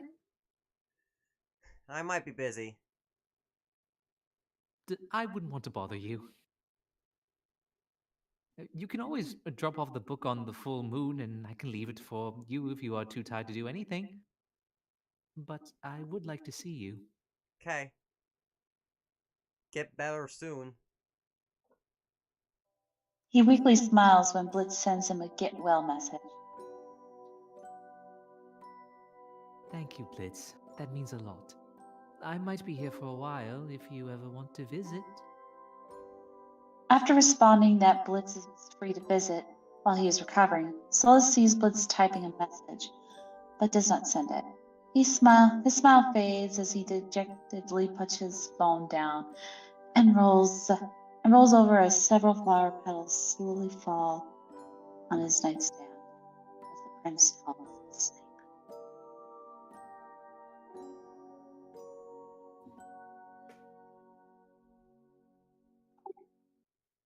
I just had.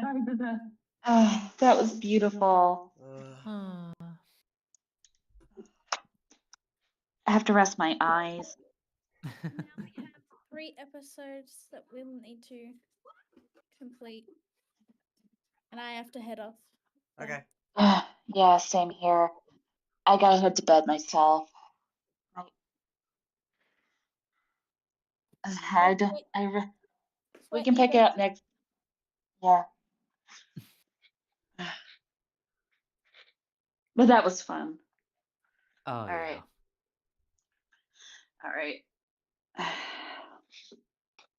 I wish I could stay longer. It's all good. Yeah. It's okay, but plug yourself first. Yeah, no kidding. I still want to sing. I still want to sing as Ozzy. Okay. All right, everyone. It was so nice to entertain you tonight, even though I was barely here. But I did enjoy making you all laugh, including Court and everybody, because I love pulling the fourth wall joke. And you can find me at Archive of Our Own at SW124 or on Tumblr at SW124. I cannot talk tonight. God damn it. Don't worry, I think we all can't after reading that much. Fucking hell. I mean, Well, unfortunately, it's not too different load to what we usually read. No, I think it's like Bad grammar. no, it's like staring at. I think it's like staring at the screen. You know, when you stare at like iPad or laptop screens for so long, your eyes get fuzzy. Mm. Yeah. All right. Love you guys. Have a good night. Love you too, Sweat. Platonically. Platonically. No. Good night, guys. Love you. Lair. See. Should I go next? Yeah, go ahead. Okay. Hi. I am Faith_Monique17. You can find me with that handle on YouTube and on Twitter and on Twitch and even Instagram. I have another Helluva edit that I plan on posting sometime soon. I'm also secretly celebrating the fact that my most recent one, which was a month ago, has over 6K views now. So thank you for that. And be sure to check out all of Court stuff and everyone else within this amazing community that we have here.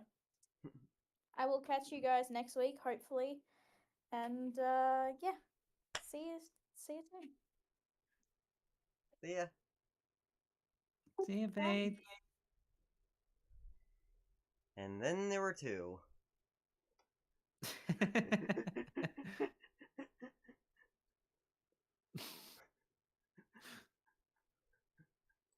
So, what now? I do not know. We still have half an hour to pass.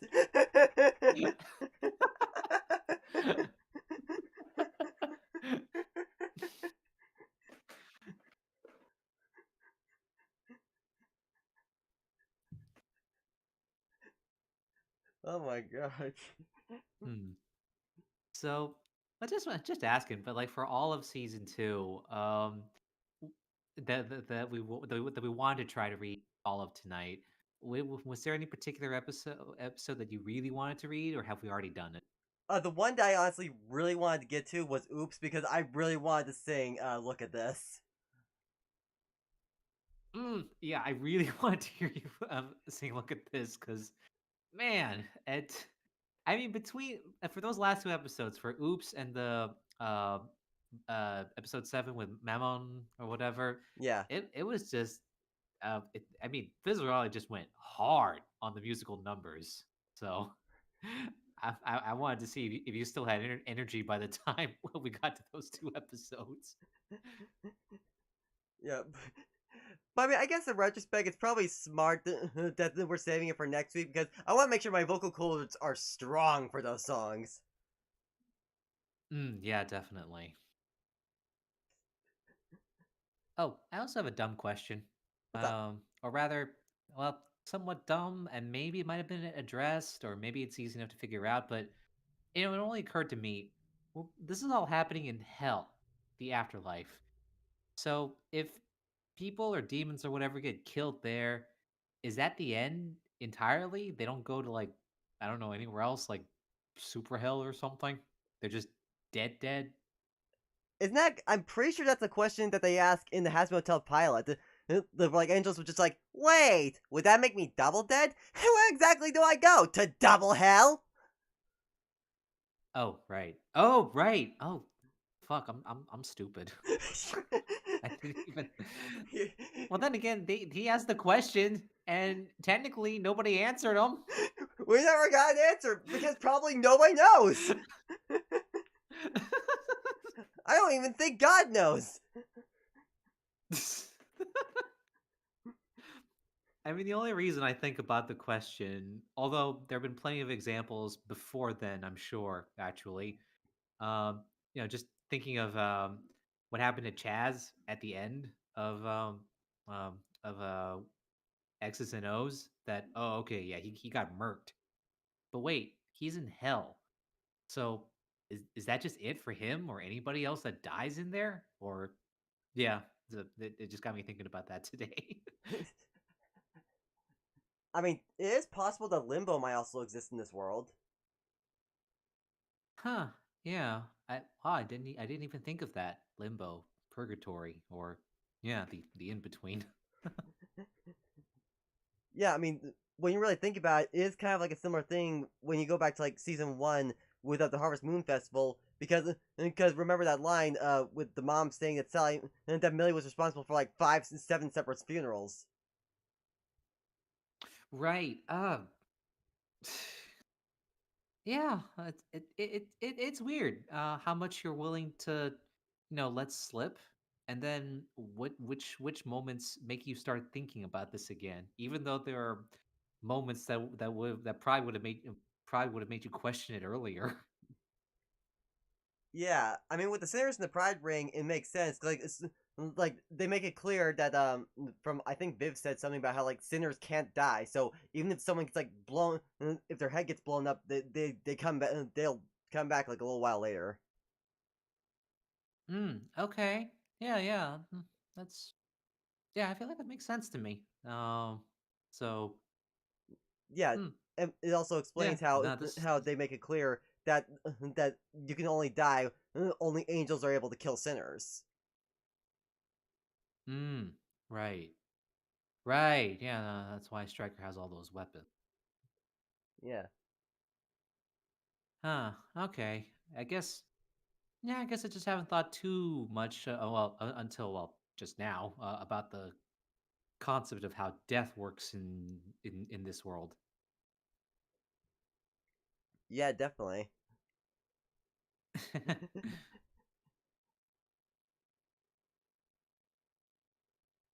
Honestly, this is there is one question that just popped in my mind.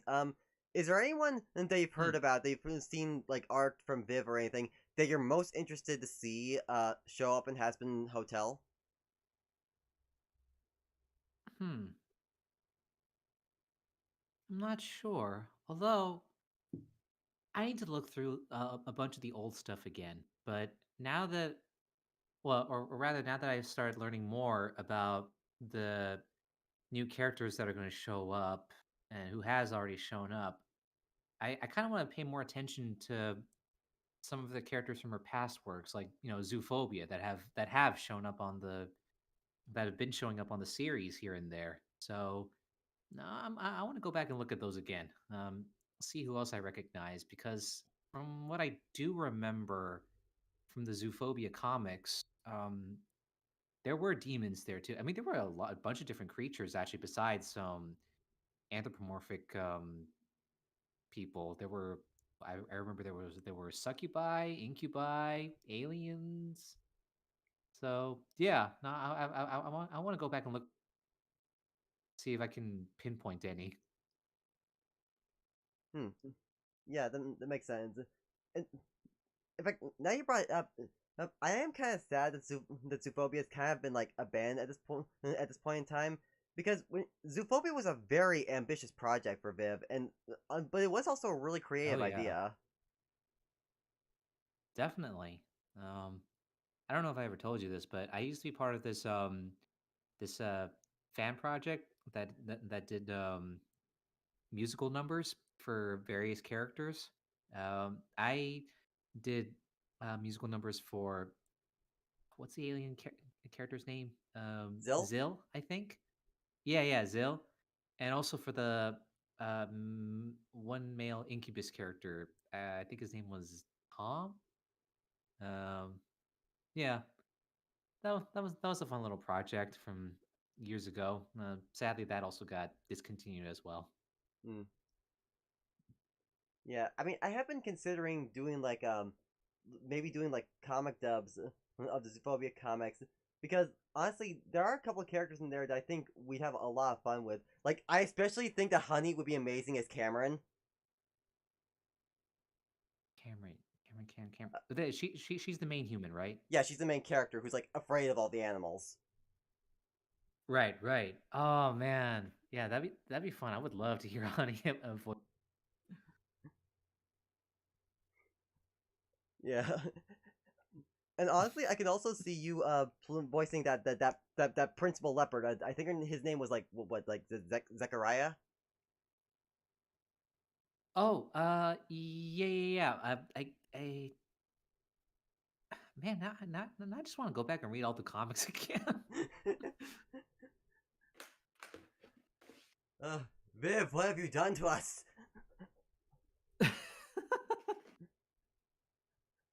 What are you doing to us? What are you doing to yourself? Making a franchise, that's what. I mean, seriously. I mean, I can only imagine what has been going through her mind in throughout this whole process of all these ideas and creative works and how they've all turned into, well, this. I mean, seriously, if I came up with something and somebody told me years later that um, somebody like Keith David was going to be voicing one of my characters, I would have shit myself. No, yeah, I definitely feel yeah. If you were to tell, like that's kind of how I am like currently with some of my projects. Like if you were to tell me that I would be making cartoon shows and I'd be working out alongside folks like Kira Buckland, I would have been like, you're lying to me.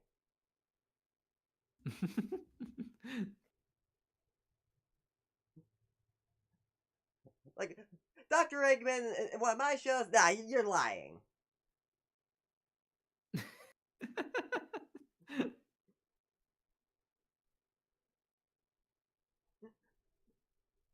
Me working with these amazing VAs? Nah. What did you just nah?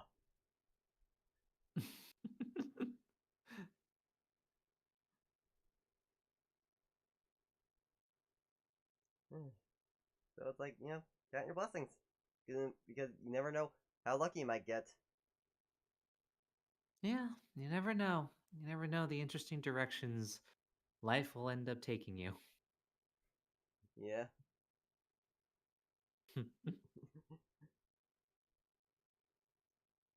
In fact, a more recent thing that happened was the girl who voiced Mitzi in Lackadaisy actually auditioned for one of my characters, and I and she got cast in the role. In the role, I cast her because she was just absolutely astonishing. Really? That's awesome. Yeah.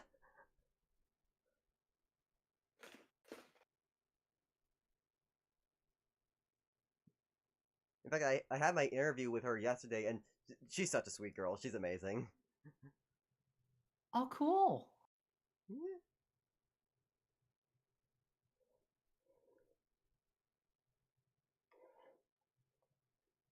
That's really dope, man. Where did you post the auditions on? Well, I posted the casting call on Twitter, and she emailed and she emailed me her reels and reels. So I emailed her back, be like, hey, I like what I heard. Here's the audition lines, and she sent back the audition. I like what I heard, and so it was like congratulations, you got the role. Oh, okay, nice. Yeah, I keep forgetting you post call outs on Twitter. Yes, we are still calling it Twitter, people. I refuse to use the other handle. X my ass!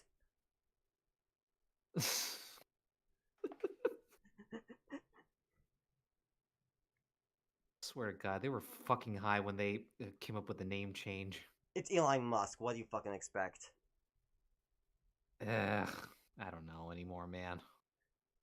The dude named his kid after like a math equation. Right? I still don't know how the fuck you pronounce it. And actually, didn't they change their name again so it could be something easier to put on a government document or something? Let me see your Elon Musk kid names.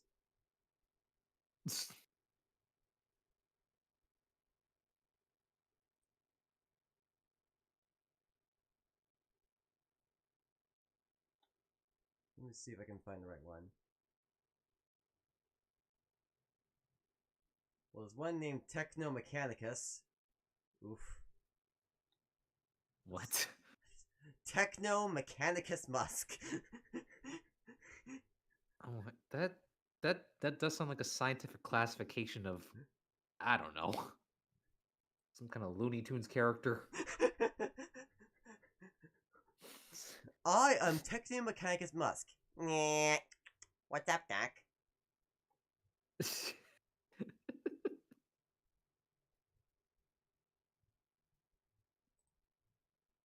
No, wait. Actually, shit. I wish Sweat was still around. I was gonna say that actually sounds like a Transformers character. Yeah, it does. Oh my god.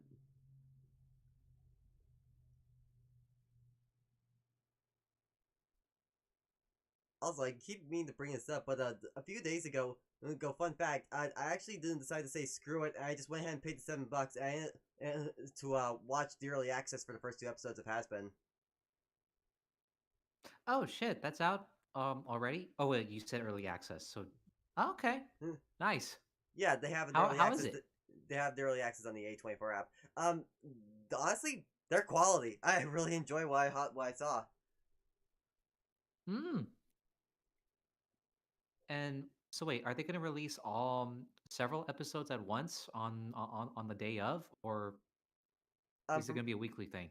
from everything I've heard, it sounds like they're gonna upload like the first 5 episodes on the same day, and then there'll be like a weekly thing for the rest of the season. Okay, all right. Yeah, I wasn't sure how many were gonna come out first. So I know most shows usually do like two, maybe three, but five, awesome. Yeah, like don't quote me on that. I could be 100% wrong, but that's what I've heard. Okay.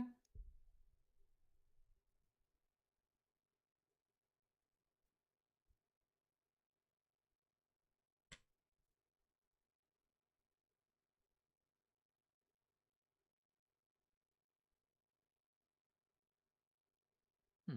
Yeah, it does look like that. Wait, hang on. Sorry, I'm looking at the Wikipedia. Okay. Uh, looks like maybe the first 4 episodes, maybe. That's what it looks like. Mm. But either way, I know what I'm gonna be doing this weekend. Fuck yeah.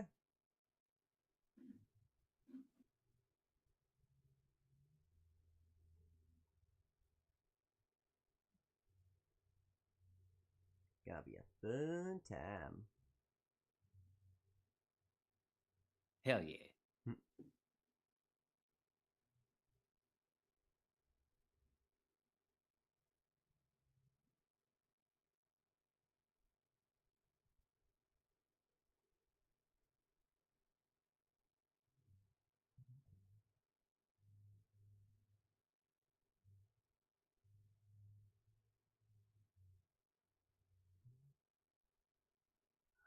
Hmm. 12 minutes left. Um, got anything else in mind we could do? um. Let me think. Um. Um. It just gets more aggressive. Uh, uh, uh.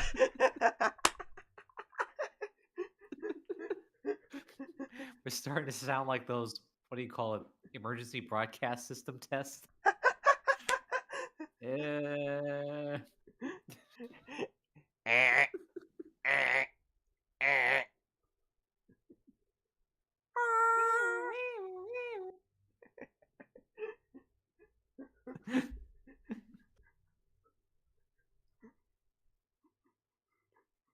When you don't have order, all you're left with is two brothers just thriving on the crackhead energy.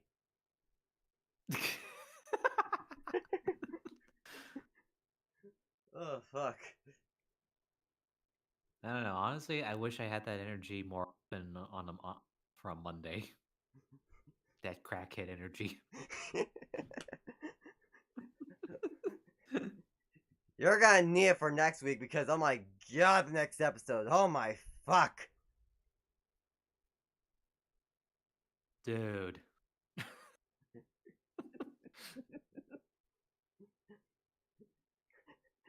That was the entire plan I had in mind. It was gonna be, we'd read through it, but I would give everyone full permission to improvise so it would be at least somewhat funny.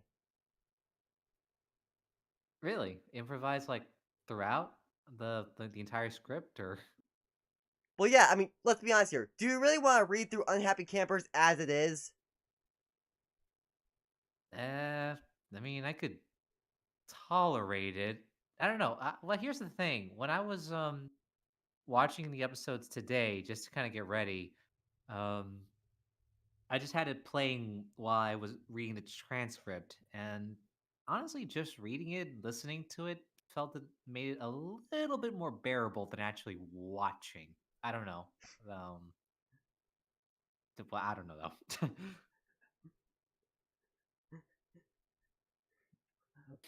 Well, I'm just saying, you have that get out of jail free card. I mean, I'll, I am tempted to use it just because. Yeah, no, I mean, I I did at one point have to tell myself, "Eh, just watch it, just get through it. While you're prepping, you only need to watch it once or go through it once, and then you can focus on the other episodes." And now you gotta wait another week, so you might have to watch it again. Well, I mean, that's okay with me because actually, I was about to say this gives me a little bit more time to practice my Aussie accent for Mammon. Yeah. You're a bloody legend! uh, Hope you're ready for the best fucking show you'll ever see in your shit lives. There you go. Okay. You know, like one of them fucked up beauty contests, but for clowns. So it's better. Also, if you're a chick, you might as well give up on the dreams now, because I'm not gonna lie, women just ain't funny. Anyway!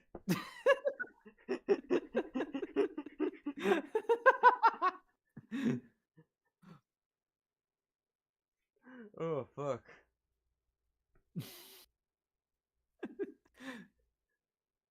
You might be a lunchbox, an action figure, Saturday morning cartoon. Hell, I might even make a sex robot of you.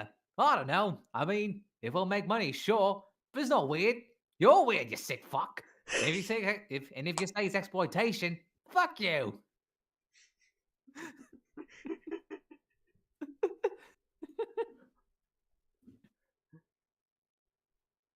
Oh, my God.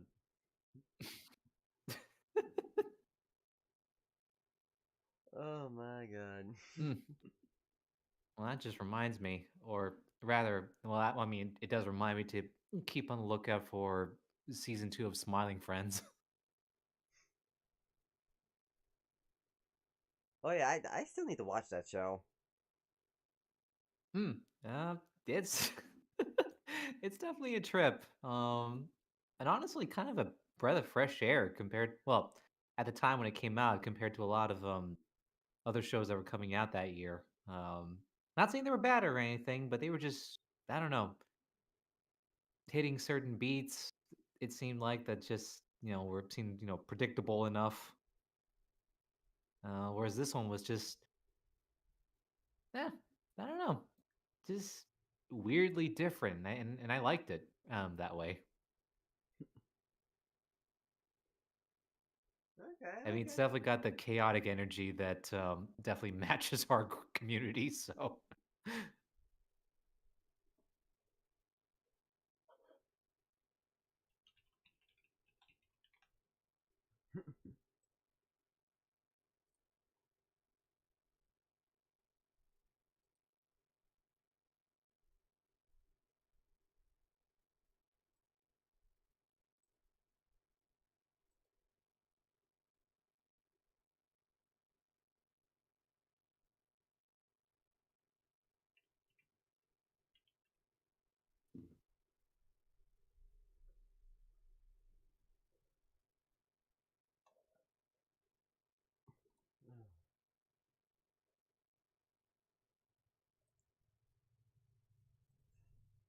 5 minutes remaining.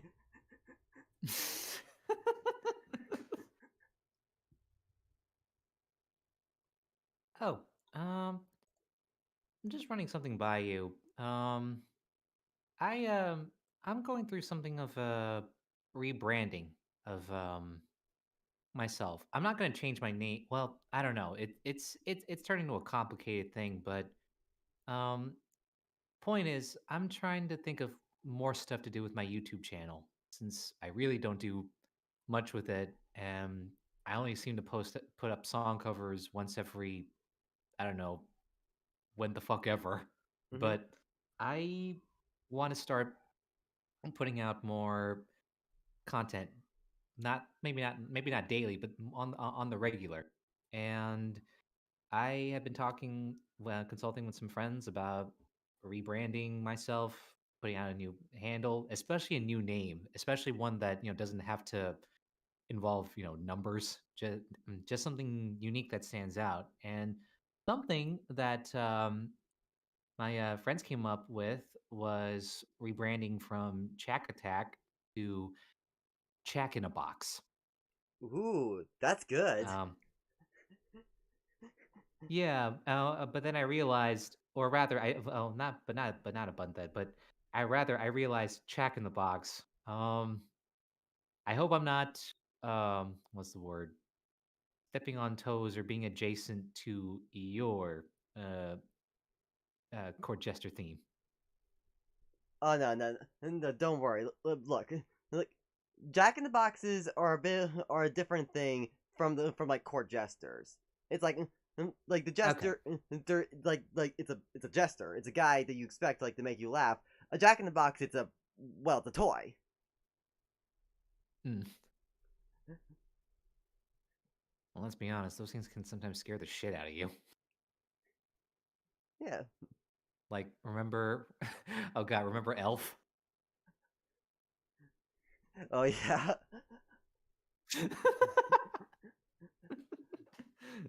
But if you need other ideas, you can also go for like Chack the Knife. Like a play on Mac the Knife. Ooh, I didn't think of that. Um, I'll keep that in mind. I mean, initially I still wanted to stick with Chack Attack, but my friend thought that, I don't know, it might sound a little too aggressive. That, and also, like I said, I really wanted a handle that did not, numbers. And so yeah, I was surprised years ago when I put up when I tried Chack Attack for my YouTube channel that there was already another Chack Attack. That's why I attached number 8 on it. Yeah, it was kind of similar with me. I saw there was already a court jester, so I had to put a 42 at the end. Hmm. And plus, they also give you a random handle? I still don't know how those work. Because you have your YouTube channel name, right? And then you have the at handle as well. Yeah, which you can actually change. Yeah, no, I did that recently too. So actually, as of now, I mean, I know I can still change it as I'm still trying to figure this out, but as of now, I did actually change my YouTube channel name to Jack in a Box, uh, just to kind of test it out, or yeah, see how it is. Um, but I'm still open to changing it to other stuff as I go, or as I'm trying to figure out um, what the hell I'm doing with with my channel. Yeah.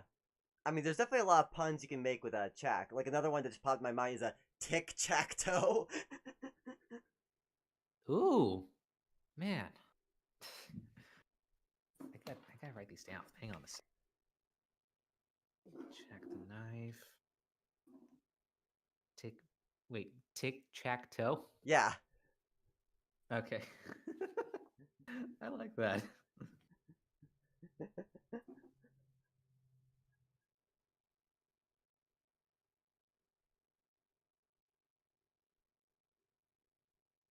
Or chacking the system. You know, like hacking the system. Checking the system.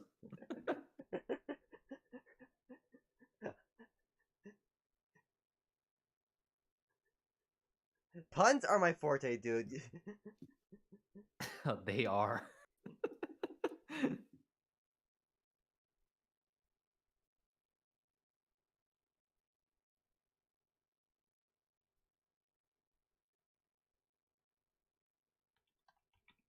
Hmm. Nine. Checking the system. Hmm. Huh. Well, I don't know. I still like them, but I don't know. I feel like I gotta be a little bit careful with checking the box and checking the system, because I don't know. The more I say it out loud, they almost sound dirty. I don't know, or maybe that's my fault. Maybe that's just me. I don't know.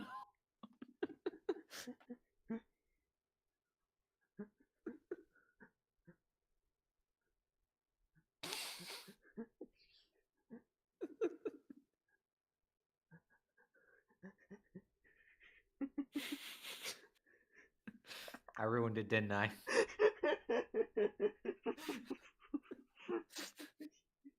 That got me.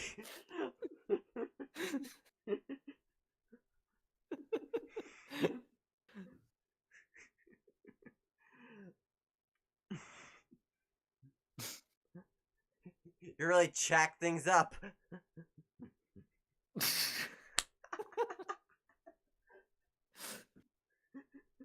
Now, are you accusing me of being a total jack off?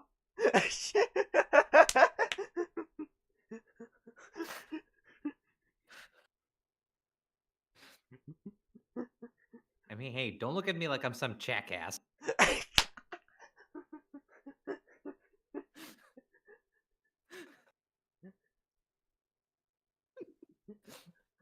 Oh fuck.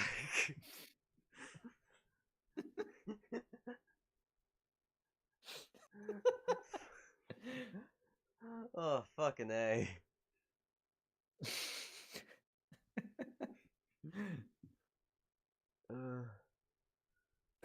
Well, but that said, though, that's just my YouTube channel, though. I still like the name that I built up to this point, Chack Attack. I mean, it's also still the name that I've used for, what was it, those casting call club boards, as well as behind the voice actors. I don't know if it's possible to change those. I don't think it So is. No, like you can change your display name, yeah. but you can't change the at. Okay, yeah, that's what I thought. So yeah, no, that's gonna have to be a thing that I'll either have to that I'm probably gonna have to clarify whenever I do these things, saying that okay, I'm probably still gonna go by Chack Attack in certain circles, but Jack in a Box or whatever name I come up with, my branded YouTube channel name, I guess. Okay. Yeah. So yeah, that's all something that that I'm still figuring out. But yeah, but but but thanks for the other name suggestions, though. This definitely gives me something more to work with. Yeah, no problem.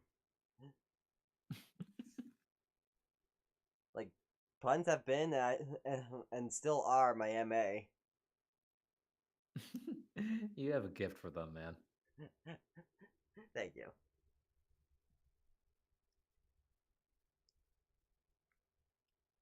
All right. Well, I think that's everything. I think we're just about out of time, so we better start wrapping up. All right. Okay. For all you listening, thank you for tuning in. I'm Chack Attack. That is still my regular name here. You can catch me on my YouTube channel, which is currently for now named Chack in a Box. As you've been hearing, I'm still experimenting with that for a bit.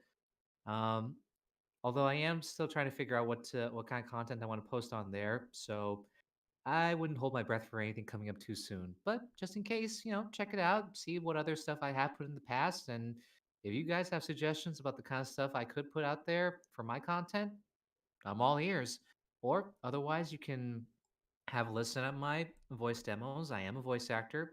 You can have a listen at my on my website, chakryvo.com. You can have a listen to my demos there. And if you think I'm a good fit for any projects you have in mind out there, give me a ring. My contact details are at the bottom. Although, don't give me a ring. There's no phone number. There's more like email and stuff. So yeah, I don't even know why I said that. Anyway, thank you. And I am the Court Jester. You can find me at Court Jester VA on Twitter, Instagram, and my old Twitch channel, which is where I used to stream before I was just like, you know what, peace out, Twitch kind of sucks. And you can also find my animation company on Court Jester Productions on Twitter at Jester Cartoons and on YouTube at Court Jester Productions, obviously. And we do have a Patreon, which has since gotten a huge facelift, and you can check that out. And the link to that is on our website, and the link to that is in our Twitter bio. So, thank you so much for tuning in. This has been JesterCast. It's been another entry into one hell of a January. It's been a lot of fun. Next week, I guess we'll be finishing up season 2 of Helluva Boss. And I guess we'll be saving Hasbro Hotel for the 29th. Kinda sad, so no Hasbro Hotel on my birthday, but whatever.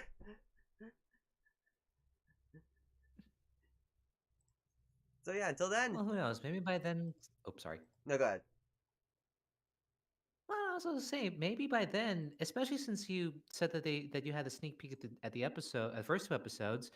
Maybe there'll be somebody will put out the transcript for those first 2 episodes by your birthday. So maybe we'll still get a chance yet. Maybe.